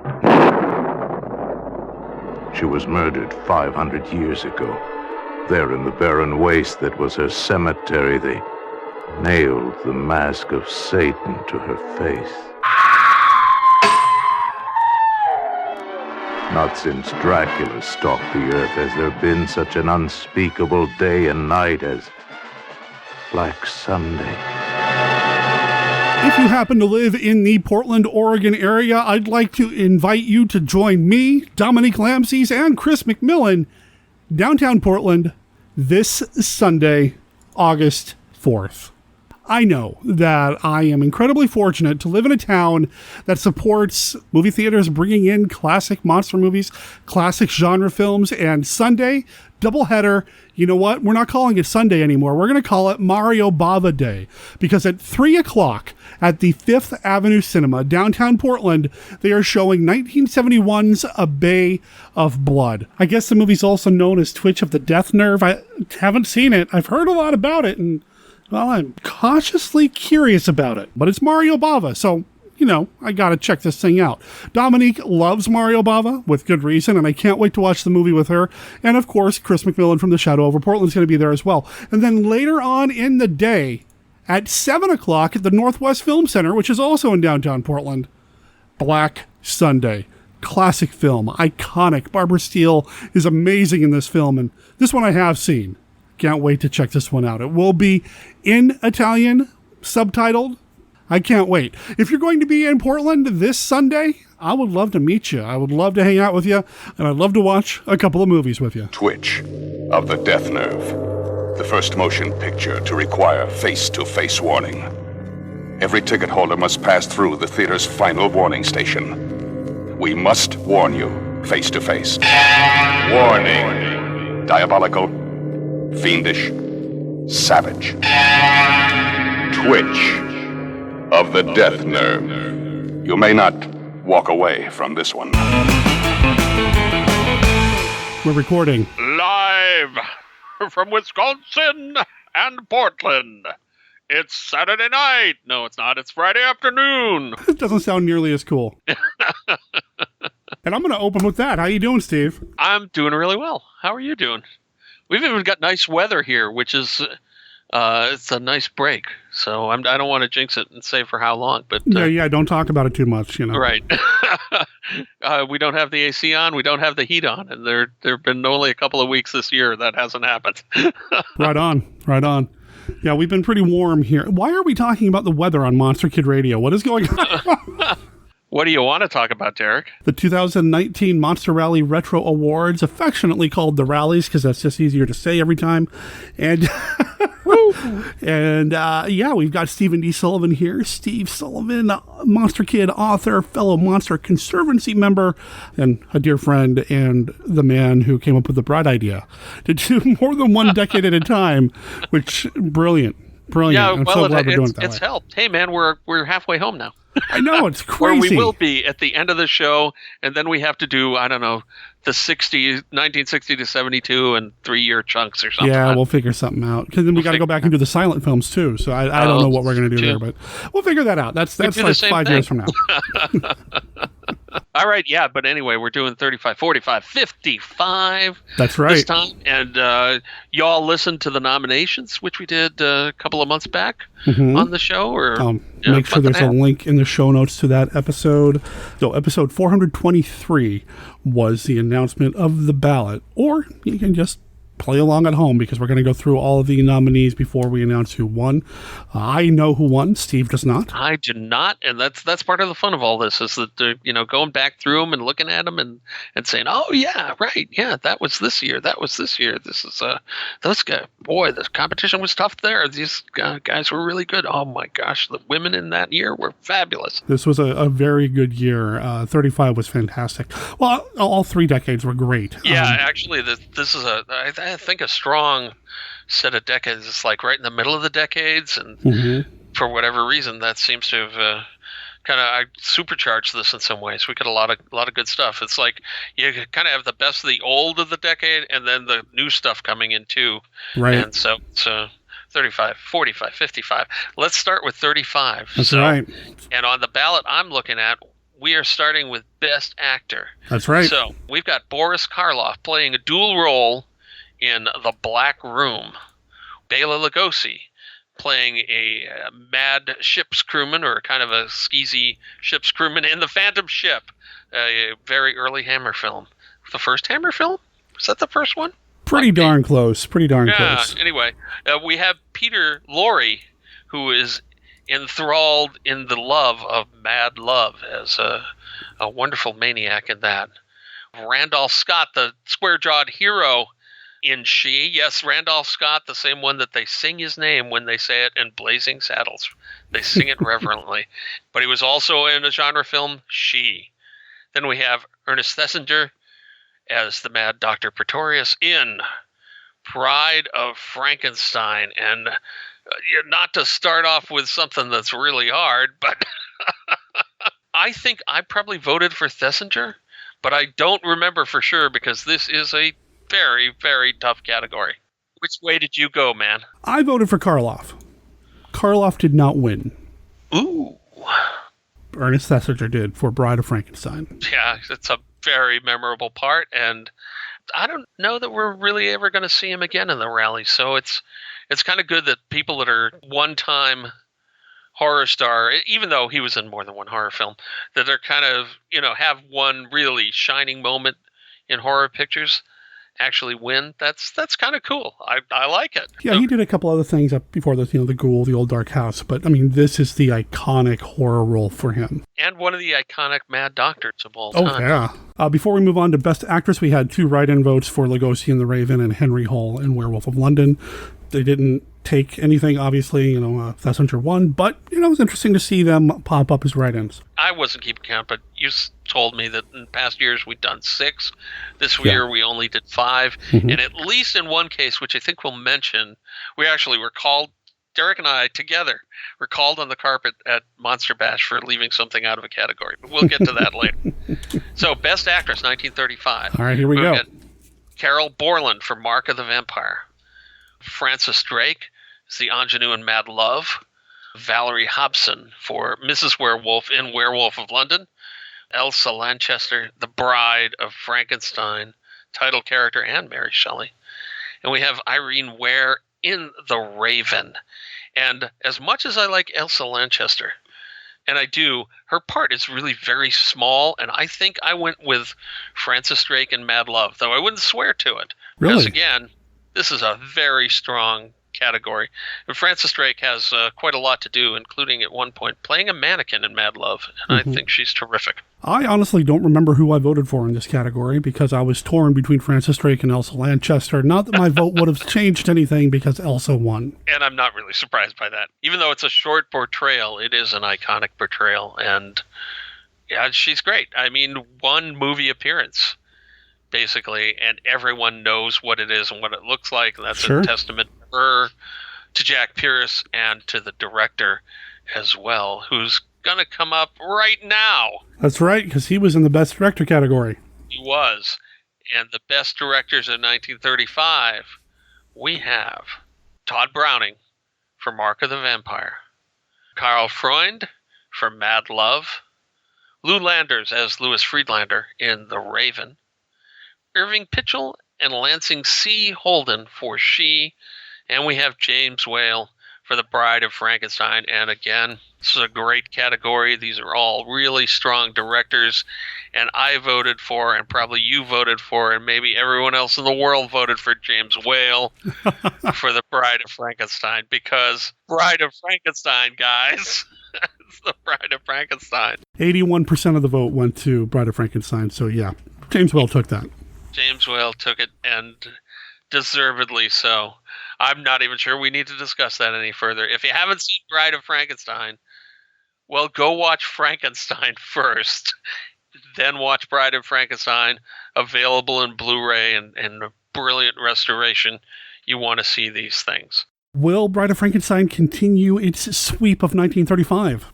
I think it is entirely possible it will. We're going to have to see, though. That's right. The best movie in 1935, The Black Room with Karloff. Bride of Frankenstein with Karloff and Elsa Lanchester and Ernest Thesiger. Mad Love with Peter Lorre. The Raven with Karloff and Lugosi. A great film. I love The Raven. And Werewolf of London with Henry Hall. And as difficult as this is, and it's another great slate, Bride of Frankenstein. Oh yeah. And almost 79% of the vote went to that. So yeah, Bride of Frankenstein for sure. Every one of the films got votes. Nobody came in, nobody limped in with just one vote. I mean, everybody got representation, awesome. But Bride of Frankenstein did take it. Yeah, I need to rewatch The Raven. I haven't seen it for a while, but it's actually I need to do that too. Karloff Lugosi. It's maybe my second favorite Karloff Lugosi, although it would vie with Son of Frankenstein for that.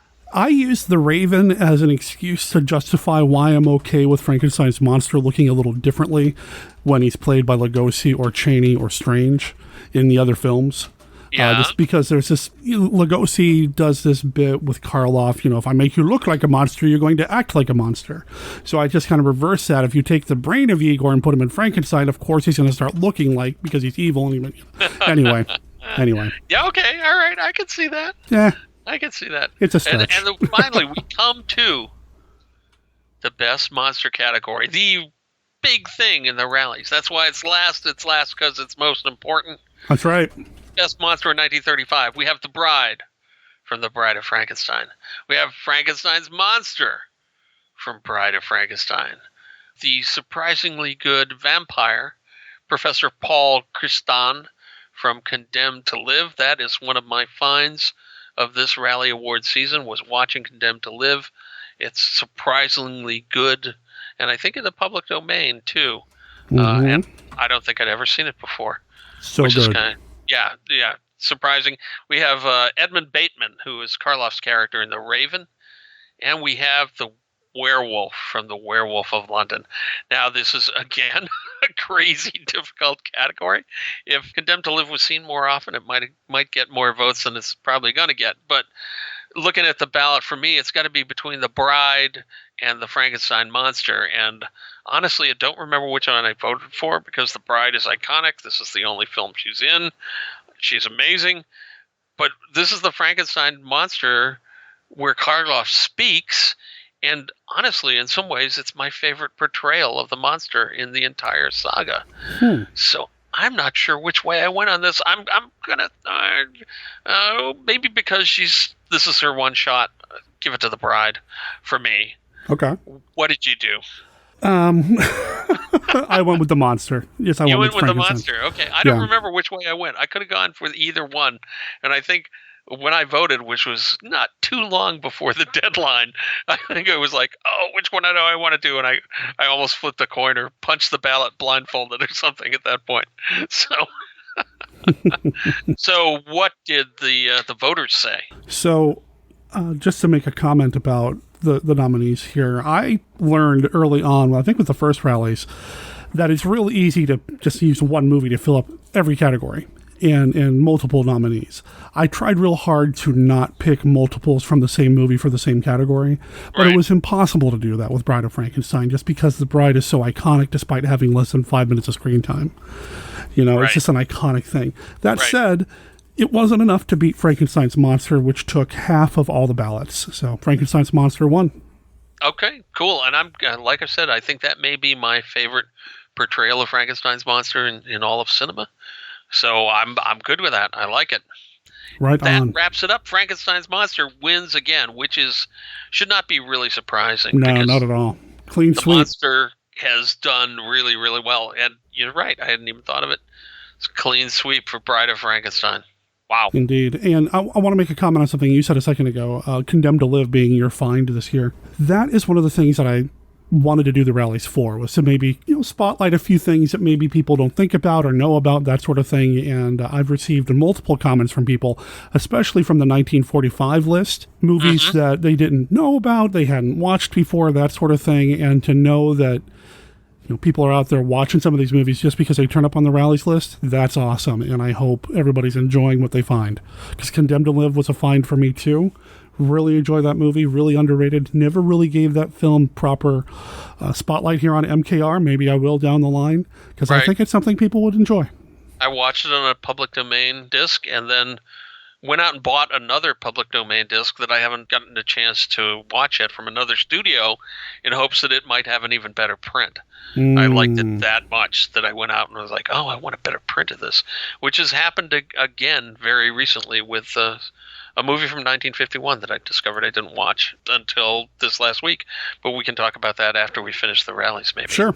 Okay. Well, let's move into 1945. 1945. Here we go. We got some really interesting. Year. Oh, it was really good. And I think, the war is starting to wind down. Things are starting, or I'm sorry, the war is over, at this point. I think. History-wise. Depends on what part of the year. That's true. That's true. So the war's winding down. Things are kind of changing a little bit in terms of Hollywood and what people want to see on the screen. And it really gave us some real diversity in terms of the types of monster movies we're going to find. And I think the ballot reflects that. Yeah, and again, we do have some discoveries here for me in 1945. So I'll talk about them as they go. And one of them is in the Best Actor category. Here we go. Best Actor, 1945. We have John Abbott from The Vampire's Ghost, another discovery of mine, thanks to Monster Kid Radio and friends this year. A terrific film that I had never seen before, written by Lee Brackett. Am I remembering that name? Yeah. It was a great writer who worked on Empire Strikes Back, among other things, for all you people that are younger. John Abbott for The Vampire's Ghost, playing the vampire in The Vampire's Ghost.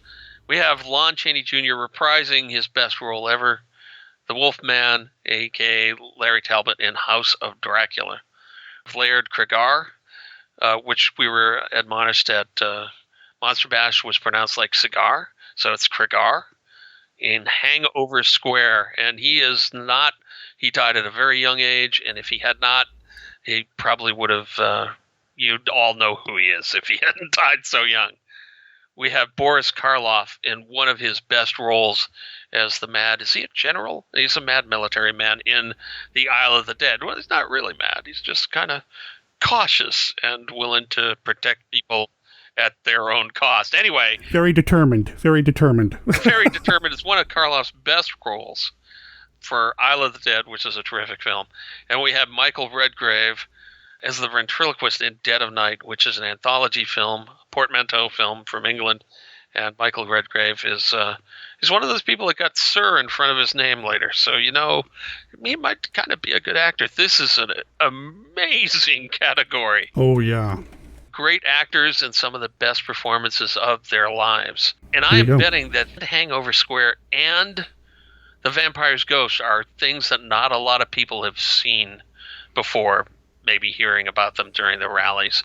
And Vampire's Ghost was one of those for me. If you guys hadn't talked about it earlier on Monster Kid Radio, I never would have found it and never would have discovered what a cool picture it is. I was really happy that Todd Brown from The Haunted Cinema wanted to talk about that here on the show, because it is a really interesting movie, a different take on the whole vampire thing, and it's a fun film. It's well made, well acted, and it's nice when you find these things that are they're not maybe quite up to the level of Universal horrors, but they have that feeling of Universal horror. Yeah. And that's kind of one of them. It could have been a Universal, maybe. So, who did I vote for here? And I got to say, I had to go with Laird Cregar, because he's freaking amazing, man. He really is. And I think I think it goes back to what you were saying a second ago. If he didn't die when he did, more people would know who he was, and he might have done better at the rallies this year. But it's really hard to top Lon Chaney Jr., even in a movie like House of Dracula, where he's kind of winding down a little bit with the performance. It's the second to last time he played Talbot, and it kind of shows a little bit, but he still makes you feel so much. So Lon Chaney Jr. won. That's why the Wolfman is one of my favorite monsters. Who did you vote for, by the way? Did you vote for Lon, or did you vote for Laird? I voted for Laird. Yeah, it's got to be Laird, because more people need to know about him. Greg Make's book about him is fantastic. You know, and he's in these two genre pictures. He's in the Hangover Square and, oh God, I just spaced on the other one. The Lodger. He's in those two, and he's just, you watch this guy. And the funny thing is, when they did a review of his career, I think it must have been a Monster Bash, I was like, oh yeah, I've seen that. And he was, he wasn't always kind of at the forefront of the characters, but he's always really memorable, and he's good. And anyway, if you can see Hangover Square, see it. It's on a box set with The Lodger and one other film, The Undying Monster, maybe, that Fox put out. Man, I don't remember. Yeah, and I don't know if it's out of print or not, but that was a box set. Anytime you got a box set that has two Laird Krager performances on it, it's going to be worth getting. Anyway, Agreed. seek it out. Seek it out. Maybe it's streaming somewhere. Who knows? But totally worth seeing. I mean, he came in second here in the rallies. If you really enjoy the empathy that Lon Chaney Jr.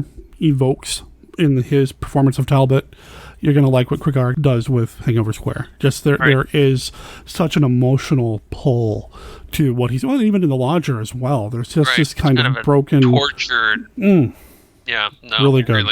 Really good. Really good, and I think that's an apt comparison. And I'm not disappointed that Lon Chaney won, because I do think that it's been a long time since I've seen Mice and Men, but I do think that Talbot was the role of his career, and he played it in a way that no one else could play it. And that's why we love the Wolfman so much, is because not only the cool Jack Pierce makeup, but because of the amazing way that Lon plays that role. Yeah. We had a couple of write-ins, Lugosi for the Body Snatcher and Karloff for the Body Snatcher. Kind of expected that, to be honest, just because I know Karloff, Lugosi. They're amazing together. Oh, that's a great role for Karloff, It really is. But like I said when we announced the nominees, I really wanted to kind of shine a light at some of the more subtle things that he was doing in Isle of the Dead, and I thought it kind of just edged a little bit over the Body Snatcher. Just a little bit. I think that the Isle of the Dead portrayal by Karloff is less predictable in some ways than the Body Snatcher role. That's why I think I was probably one of the people that suggested, why don't you do Isle of the Dead rather than Body Snatcher? Even though he's great in Body Snatcher, and I think, if memory serves, he kind of credited that role as saving his career for him, because it was, by a great director, kind of a little bit outside the horror genre, and therefore it helped propel him to do more stuff. Yep. When horror was, kind of winding down in a lot of ways in 1945, which will make it interesting to see next year when we do 46, what our choices are here, since the choices in 45 are really rich indeed. Sure. And speaking of rich indeed, there we go. Let's move on to the Best Actress category. We have Jane Addams, the Hunchback in House of Dracula; Linda Darnell, great actress in Hangover Square; Nancy Kelly in one of my finds of this year, The Woman Who Came Back. I'd never seen this picture or even heard of it before we started researching it, and it turns out to be really pretty cool, although I think Derek and I both agree we would tweak the ending a little bit. Yeah, it's a little Scooby-Doo there at the end. A little Scooby-Doo at the end. A little more Scooby-Doo than it needed to be. So, but it's still a terrific picture and very atmospheric. We have Donna Reed, the object of Dorian Gray's affection in the picture of Dorian Gray. We have Helen Walker, the love interest from The Man in Half Moon Street, which is another film that I'd never seen before we started researching and talking about this year. It's a good picture, and it's actually weirdly similar to Dorian Gray in a lot of ways, although it definitely could use, I don't know, where think I saw it on public domain or YouTube or something like that. The picture I saw was not in the best shape. Yeah. It could use a restoration, certainly. And I'm going to tell you that I went with Jane Addams in House of Dracula because I love that character. I've loved that character since I was a kid. She doesn't have a whole lot of screen time, but she manages to make the character sympathetic, and she's a hunchback, and yet she's beautiful at the same time. And I think it's a different thing. And certainly when they advertised the House of Dracula as having Dracula, Frankenstein, the Wolfman, the Hunchback, you weren't thinking the Hunchback was going to be a pretty nurse. And That's true. She pulls it off, and I always feel bad that her character doesn't end up getting the wish she wanted throughout the picture at the end of the picture. But who knows? Maybe some fan fiction could fix that. Are you listening, Kurt McCoy? Anyway, well, you joined the 71.2% of the voters. Jane Addams, House of Dracula. Wow. I'm overwhelming. I'm a little surprised by that, actually. But though maybe the fact that probably the rest of these movies are not seen as much. Yeah, I think so too. With it. If you haven't seen any of these films, they're all worth seeing. We just sang the praises of Hangover Square. Fabulous. Woman Who Came Back, again, one of my happy finds this year associated with the rallies. Donna Reed, the picture of Dorian Gray is an amazing picture. And the picture within the picture, the actual picture of Dorian Gray, is really creepy and awesome. If you haven't seen it, it's a great film on every level. And then Man in Half Moon Street, another find, really worth seeing, though if I was going to pick one from the category to tell people to see, it'd be The Woman Who Came Back. I want to comment on Dorian Gray. You know the face app that's been going around, you take a picture of yourself and it turns you old using whatever? Somebody posted a comparison of Dorian Gray before and after the face app, and it's just the same picture.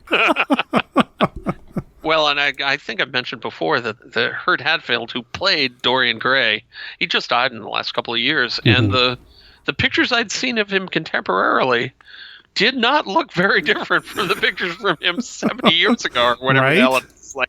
Right? Okay, so he played the picture of Dorian Gray. Did he actually live it too?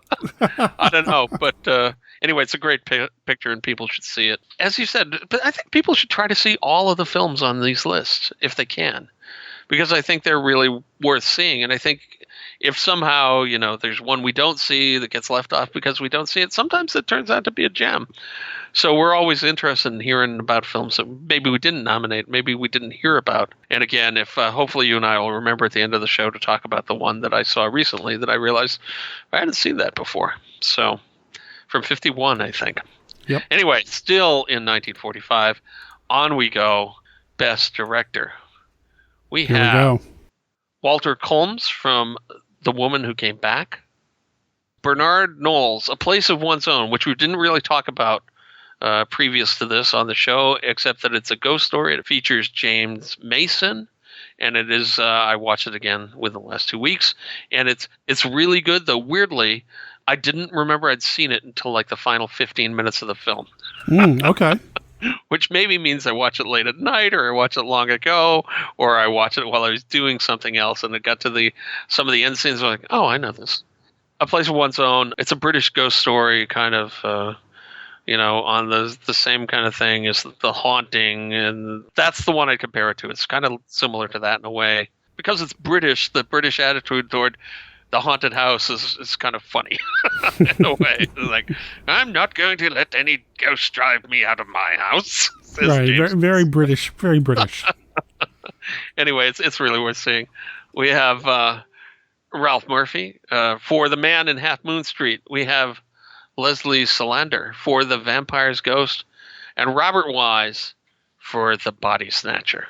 And that last one, that is who I voted for, Robert Wise. You and almost everybody else. Including you? Yeah. Well, I mean, it's a great film.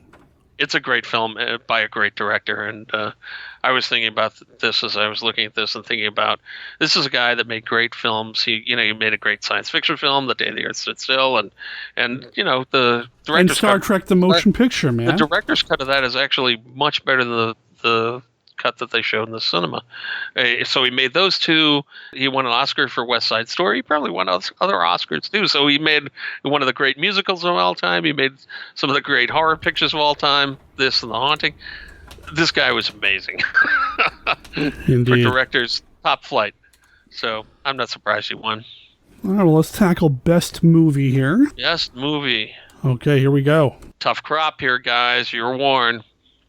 We have The Body Snatcher, The Dead of Night, House of Dracula.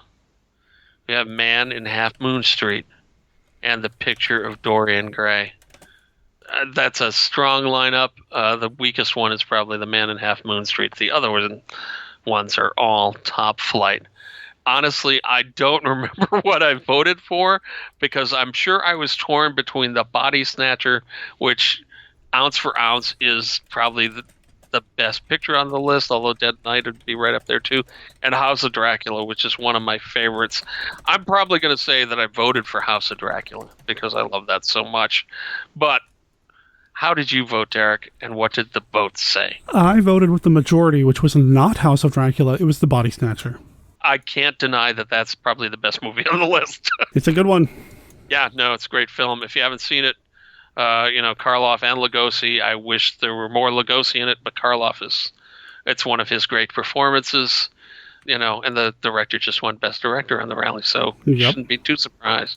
That brings us to the most important part, and there are going to be some things here that maybe didn't appear on some of the other lists, at least one.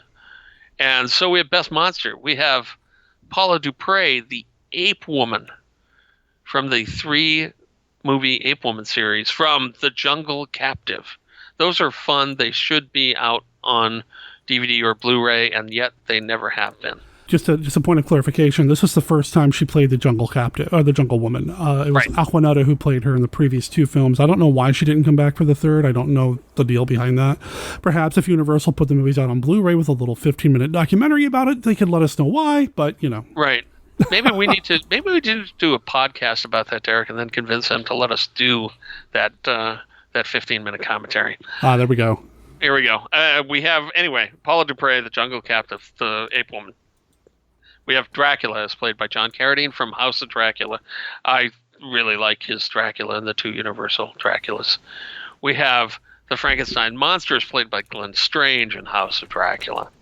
And we have the Wolfman, as played by Creighton Chaney Jr., Creighton Chaney, otherwise known as Lon Chaney Jr., in House of Dracula. We have the vampire, Webb Fallon, from The Vampire's Ghost. Great list, an interesting and surprising list, and there's no way I'm not voting for the Wolfman. I went with the Wolfman too, because it's the Wolfman, and that's what won. So the Wolfman is one of the iconic Universal monsters, and aside from the creature from the Black Lagoon, he is my favorite. There you go. I wanted to mention the write-in that had come in. It only got 1 vote, but it was Hugo, the dummy from Dead of Night. Oh, that's really creepy. So yeah. Good vote out there. Nicely done. See Dead of Night if you hadn't. I need to rewatch it.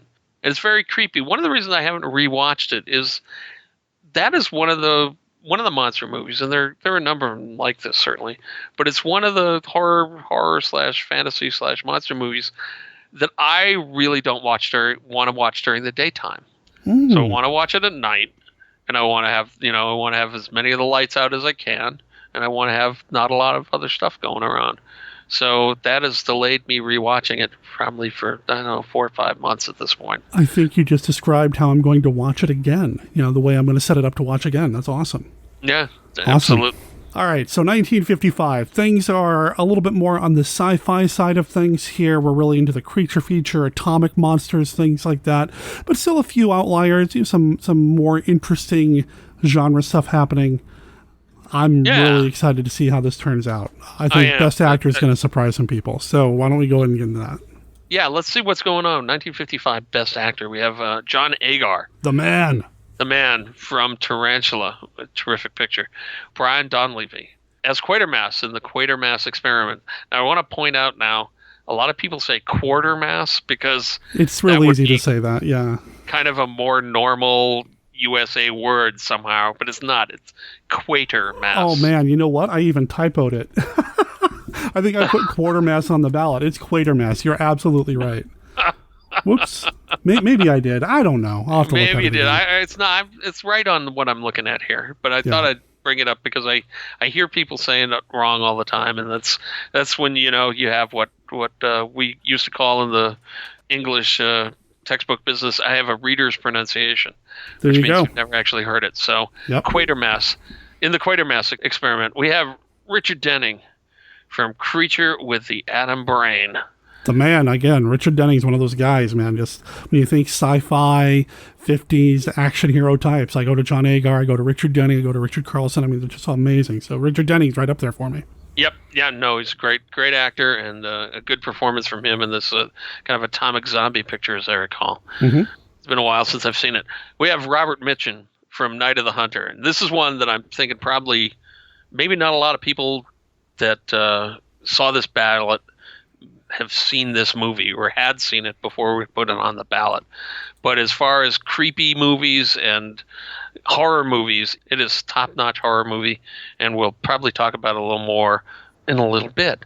So anyway, Robert Mitchum, the great Robert Mitchum, who you know from many, many, many other films and TV stuff, including Dan Curtis's The Winds of War, and the sequel to it, which I don't remember the name of. Anyway. The Winds of War Part 2. I don't know. There.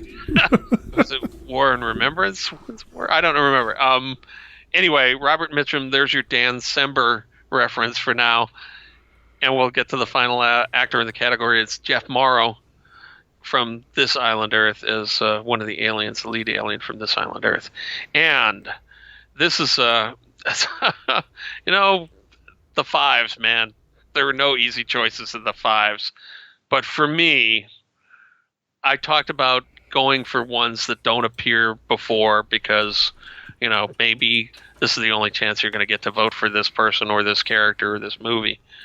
I had to go with Robert Mitchum from Night of the Hunter because, damn, he's good. Mm-hmm. Where did you go, Derek? Well, of course I went to Agar. I mean, my man, right? Of course you did. But yeah, well, that makes sense. I was kind of surprised that Robert Mitchum took it. Wow. I think he's fantastic, but I thought also that a lot of the people that would see this ballot would not have seen Night of the Hunter. I'm glad that a lot of people have, and if they hadn't before the ballot, I'm glad they sought it out because it is really good. It makes you wish that Charles Lawton had directed more pictures because it's the only one. We'll talk about that in a minute. Best Actress. Here we 1955. Congratulations to Robert Mitchum, kind of an outlier for Monster Kid Radio. Yep. And certainly, I guess you could say that, Cape Fear, I guess you could categorize that as a horror picture, too. Sure. And he's the creepy guy in that, too. Best Actress, 1955. We have Mara Corday in Tarantula. Faith Demergue in The Cult of the Cobra. We have Faith Demergue again for This Island Earth. Wasn't this... We could have put her in for a third thing this year, right? I think if we had. Oh, she got her right in for it. It came from beneath the sea. There you go. Right. Yeah, she was in that. And I actually really like her in that one. So I might have voted for her in that. We have Kathy Downs from The Phantom of 10,000 Leagues. And we have Laurie Nelson, who is not Kay/Julie Adams from Revenge of the Creature. Strong women category, despite the fact that Faith Demergue was clearly the woman of the hour. I'm going to say I probably went with Mara Corday from Tarantula, but I could have easily gone for Faith in Island Earth, too. So who'd you vote for? Did you vote for Mara? I did vote for Mara. I love Mara Corday. And if you go back and listen to the last time I had David Schechter on the show and we talked about the giant claw, I kind of revealed that Mara Corday would be like my second 50s girlfriend. So, but she's also fantastic in this. She's just great. Yeah, no, she is. She is. And if we'd had the other Faith Demergue nomination here, I might have gone for that one instead. But I think probably for Mara because she's terrific in this and a deserving winner. And you said Faith got a write-in for Came From Beneath the Sea. Yep. Which is a Harryhausen picture, and of course, beloved by me because of that, and because all Harryhausen pictures are awesome. Moving on to Best Director, 1955. We have Best Director. We have Jack Arnold for Tarantula. We have Val Guest for the Quatermass Experiment. There's your Quatermass, Derek. It's right there. I knew I screwed it up somewhere. The Quatermass Experiment. We have Ishiro Honda for Jujin Yukio Otoko, otherwise known as Half Human, which is really difficult to see, sadly. This one is probably the hardest one to see out of all the rallies this year, all the nominees. That one was the toughest to see. And I almost feel kind of bad that we put it on there because it is so difficult to see. And people might have confused it with the John Carradine infused version of it. But, you know, it is what it is. I haven't even seen the John Carradine infused version of it. Okay. I'm not even sure. Is that readily available? That one's a lot easier to find. Is it? Yeah. Okay, I haven't found it lately, but not as easy. I mean, not like Godzilla King of the Monsters easy, but it's easy to it's easier to find. So okay. Anyway, we have the great Ishiro Honda for a really interesting picture. We have Charles Laughton in his only stint as a director for Night of the Hunter, which is just baffles me. Yeah. I think Night of the Hunter didn't make a lot of money. Maybe, and maybe that was put people off of it and off of letting him direct again. But it's an amazing film, and the cinematography in it is just mind-bending. Oh, it's beautiful. Terrifying, but beautiful, yeah. There's a scene where the kids are floating down the river at night. Oh, man. It's beautiful and eerie and surreal, and it's, oh, man. Anyway, Charles Laughton, his only directing job as in Night of the Hunter. We have Joseph M. Newman from This Island Earth.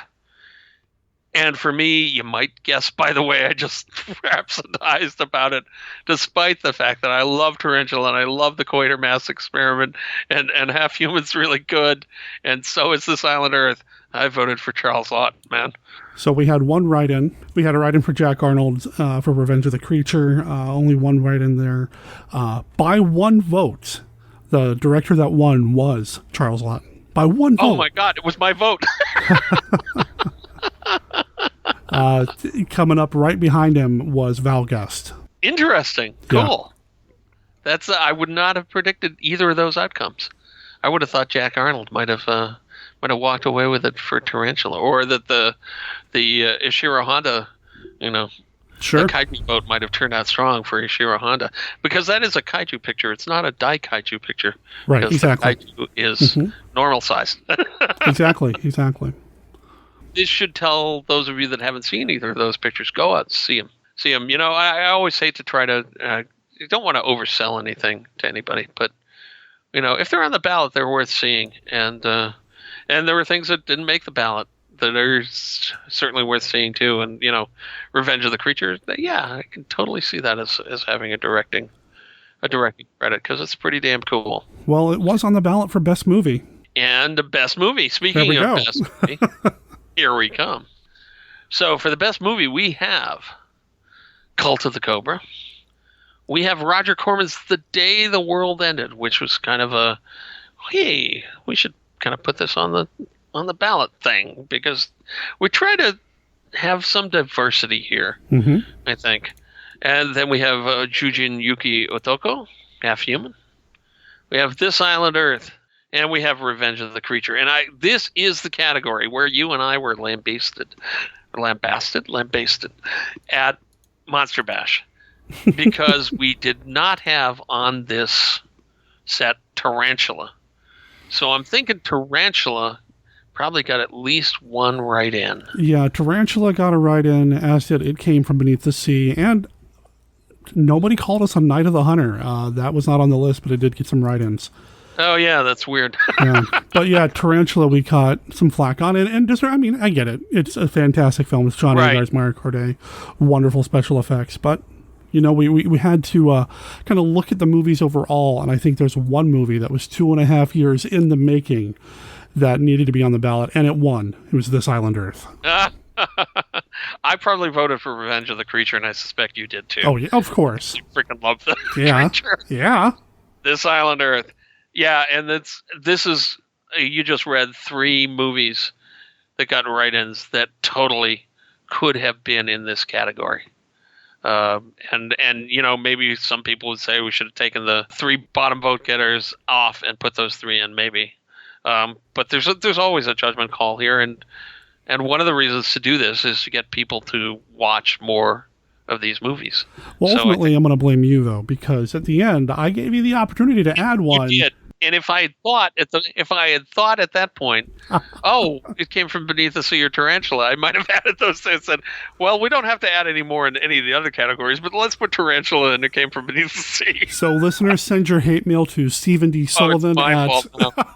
It's my fault. I'm the one that didn't expand all the categories to 6 things because God knows that was going to be hard. So if you have things you want on from 46, 56, or 36, send them to Derek, man.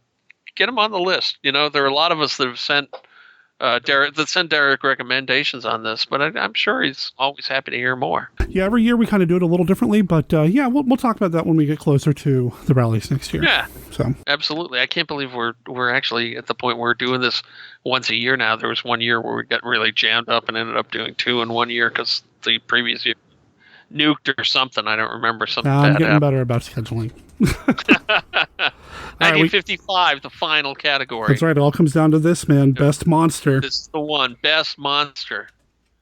We have Lisa Moya, Cobra Woman from Cult of the Cobra. The Paul Blaisdell mutant monster with the horns and the claws and all that weird crap and extra arms from The Day the World Ended.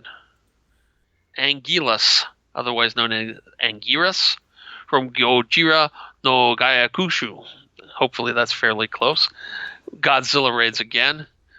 We don't have Godzilla because this was not our favorite suit Godzilla, and we thought Anguillus deserved a mention in his first appearance. Mm-hmm. We have the Metaluna mutant from This Island Earth.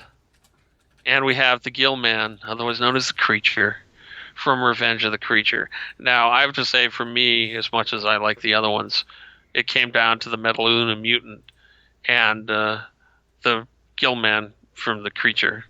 And weirdly, I think Millicent Patrick had a hand in designing both of those creatures. That's exactly what I was about to say. They're both Millicent Patrick.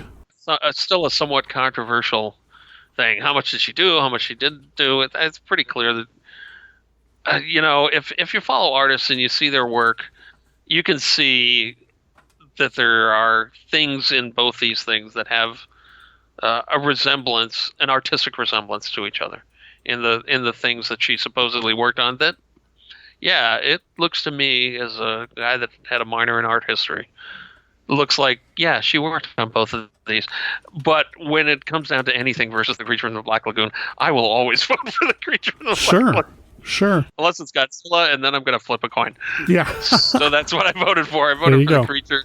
What did you vote for? Well, before I tell you, we had some write-ins for the Tarantula and the Octopus Came from Beneath the Sea.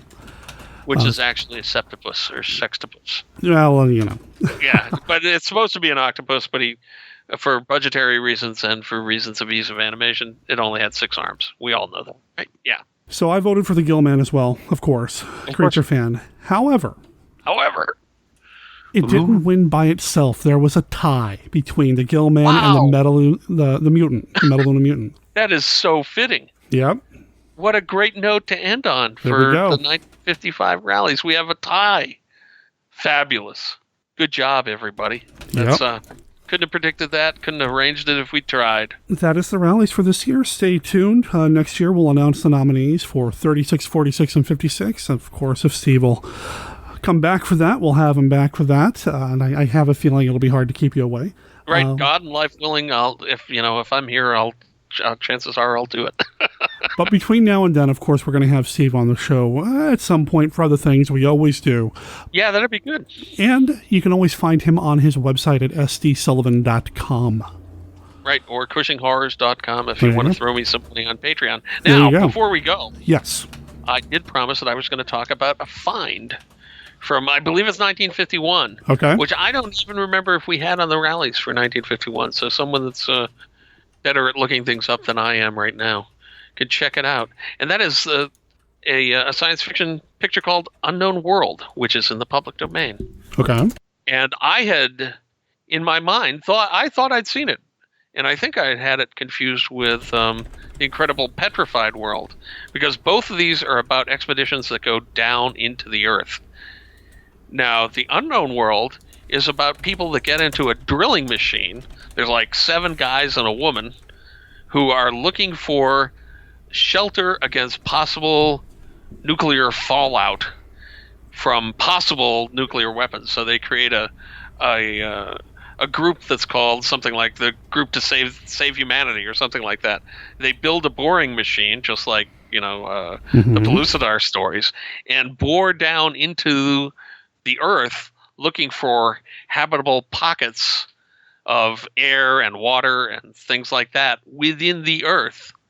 Have you seen this film, Derek?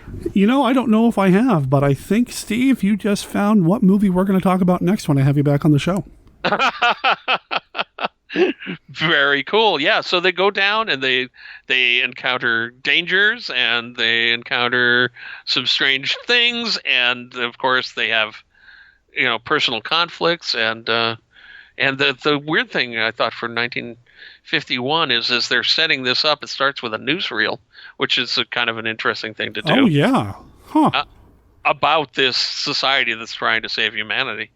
And they describe the woman who is an MD doctor as an ardent feminist, which I thought, wow, 1951, that's kind of really strong language for 1951. I didn't expect that at all. Anyway, it's a very interesting picture. It has pretty good special effects. It is in the public domain. There's a very good copy of it, a copy that's better than the Mill Creek copy that's on archive.org as I talk about this. And I was like, how have I never seen this? I love Journey to the Center of the Earth style pictures. Journey to the Center of the Earth with James Mason is one of my favorite movies of all time. How have I never seen this? But I'd never seen it. I clearly confused it with something else. And like I said, I don't remember if it was even on the rallies for that year, but it certainly could have been. So listeners, stay tuned. Later this year, Steve and I will be talking about Unknown World. I'm looking forward to it, man. This will be fun. I love finding pictures I haven't seen before and low-budget pictures I haven't seen before that are actually good, like The Vampire's Ghost, or any of the other ones we mentioned right now that are slipping my mind. But Condemned to Live is one of the other ones. It's always a great joy. I was like, wow, look what you can do, even if you don't have a lot of money. Right. Look what you can do.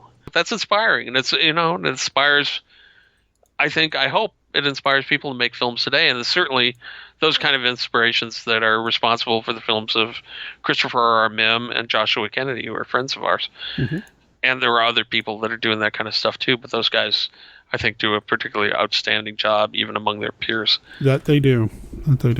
Keep your eyes peeled for films like that out there in the world, for films like Condemned to Live that we've never seen before, for whatever reason, that have gotten overlooked. And there may be films like Unknown World that are stuck on these Mill Creek 50 picture box sets, that maybe you've watched 49 of those films and missed that one or whatever. It's worth checking out. So do that. Let us know when you find ones like that you think we may have never seen. You can talk to us either on the Monster Kid Radio Facebook page or at savemonsters.com, which is the Monster Conservancy Facebook page, where we welcome all of you to come and hang out with us and talk monsters. So listeners, thanks for listening and being part of the rallies this year. And again, check out Steve's work at Cushing Horrors or stsullivan.com. There are always links in the show notes, everything Steve's up to. So check that out. And Steve, thanks for being part of the show, man. Oh, it's been great. I have a great time. I think I've said before, I'd be on every week if you'd have me.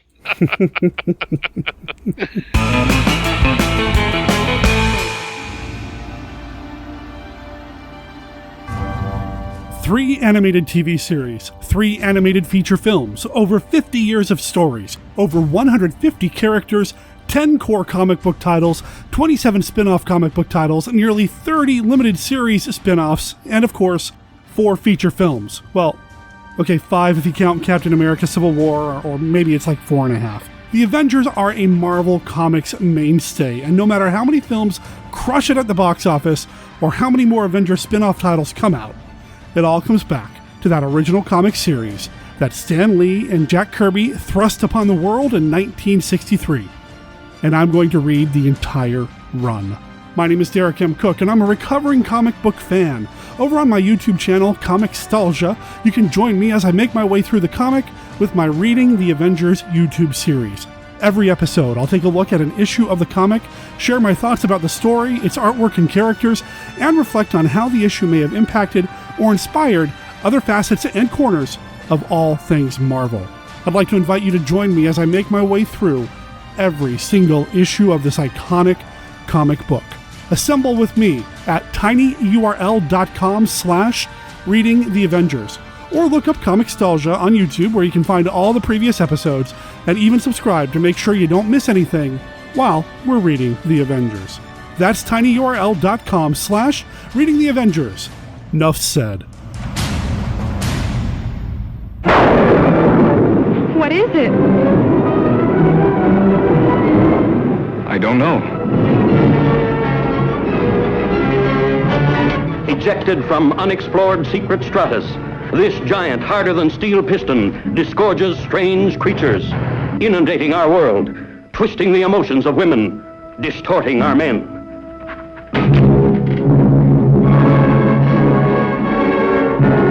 This is a piece we got off the mayor. Reflex action like a snake. Cut a snake in half and the two pieces go off in different directions. These things take over a man's mind. He becomes a robot? A machine taking orders? Join the hunt for the hiding place of terror. Find the breeding place of these globs of destruction. In feeding, the mouth parts rupture the cells, convey the food to the stomach by a pumping action.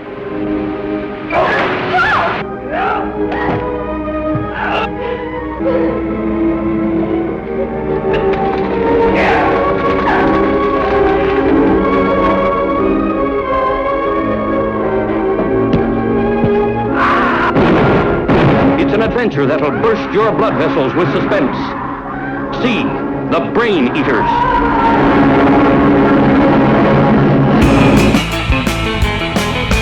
Well, sadly, we are at the end of this episode of Monster Kid Radio. I want to thank you for listening and being part of the Monster Kid Radio experience, for downloading the show, for retweeting tweets, for sharing posts on Facebook, for spreading the word, for giving us honest reviews in the Apple Podcast directory and everywhere else you can download podcasts. I just really appreciate all of your support. Now, if you have any comments for the show, you can always email me at monsterkidradio@gmail.com. You can even send me an audio recording there, which is what Bill did at the very beginning of the show, or you can call and leave us a voicemail at 503-479-5657. That's 503-479-5MKR. Of course, big thanks to Jerry Green. Big thanks to Kenny. And big thanks to Kevin Slick. He's the one that provided the photo that we're using this week for the album cover of this episode of the podcast. Also, thanks to Reber Clark, the composer behind the House of the Gorgons film score. And, well, many other incredible pieces of music. Reber can be found at reberclark.bandcamp.com, and the reason I'm giving him a shout out is, well, you know, that music that I played after Josh introduced House of the Gorgon, I didn't want to just play the trailer again because I've already played a little bit of it, you know, over and over and over again over the past several weeks. So we played a little bit of music from his score from the film. So if you like what you heard, head over to reberclark.bandcamp.com, check out the album, check out all of his work, and let him know that you heard about him here on Monster Kid Radio. Michael Ramsey is the man who recorded the Q&A with Veronica Carlson. Thank you for, if you read Scary Monsters magazine, well, you've read his work because he writes for them. Thank you, Mike, for making it possible for me to have that content for the show. You can find links to everything that we've talked about here in the show over at our website at monsterkidradio.net. The contact information is over there, of course. Links to our Facebook page, our Facebook group, and our Twitter. It's all over there. As well as a link to the Monster Kid Radio Book Club, where you can purchase any of the books that you've heard about here on the show through Amazon. Use the link there, and we get a little bit of a kickback because we're an affiliate through Amazon. You can find Dwight's books listed over there, all three of them: Who Framed Boris Karloff, Bela Lugosi and the House of Doom, and The Vampire's Tomb Mystery. Pick them up, check them out. They're great. Monster Kid Radio, definitely approves. Speaking of Dwight, next week we should have the reading of the short story that he recorded for us at Monster Bash. It's a really cool short story. Think Frankenstein, think The Body Snatcher. That's all I'm going to say. I may have even given away too much. But come back for that because that's happening next week. What else is happening next week? Honestly, I don't know. I am completely out of the conversations that I had at the Monster Kid radio table at Monster Bash. With the exception of the reading, that's it. You've heard everything there is to hear that I recorded personally at the table. There is something that I recorded after hours one Sunday night, and that'll be coming down the line. But yeah, as far as Monster Bash goes, I think we're pretty much done, with the exception of some audio from some of the presentations that were given at the Bash as well. And I'm still trying to work out how best to present those, if we're going to be able to present those, that sort of thing. So stay tuned for that. Just stay tuned to Monster Kid Radio because, well, there will be a new episode next week and, well, plenty of new content. I want to thank you again for listening. Thank you for being part of the show. You guys and gals are awesome. Monster Kid Radio is a registered service mark of Monster Kid Radio LLC. All original content of Monster Kid Radio by Monster Kid Radio LLC is licensed under a Creative Commons Attribution, Non-Commercial, No Derivatives 3.0 Unported License. My name is Derek M. Cook. Talk to everybody next week. Ciao.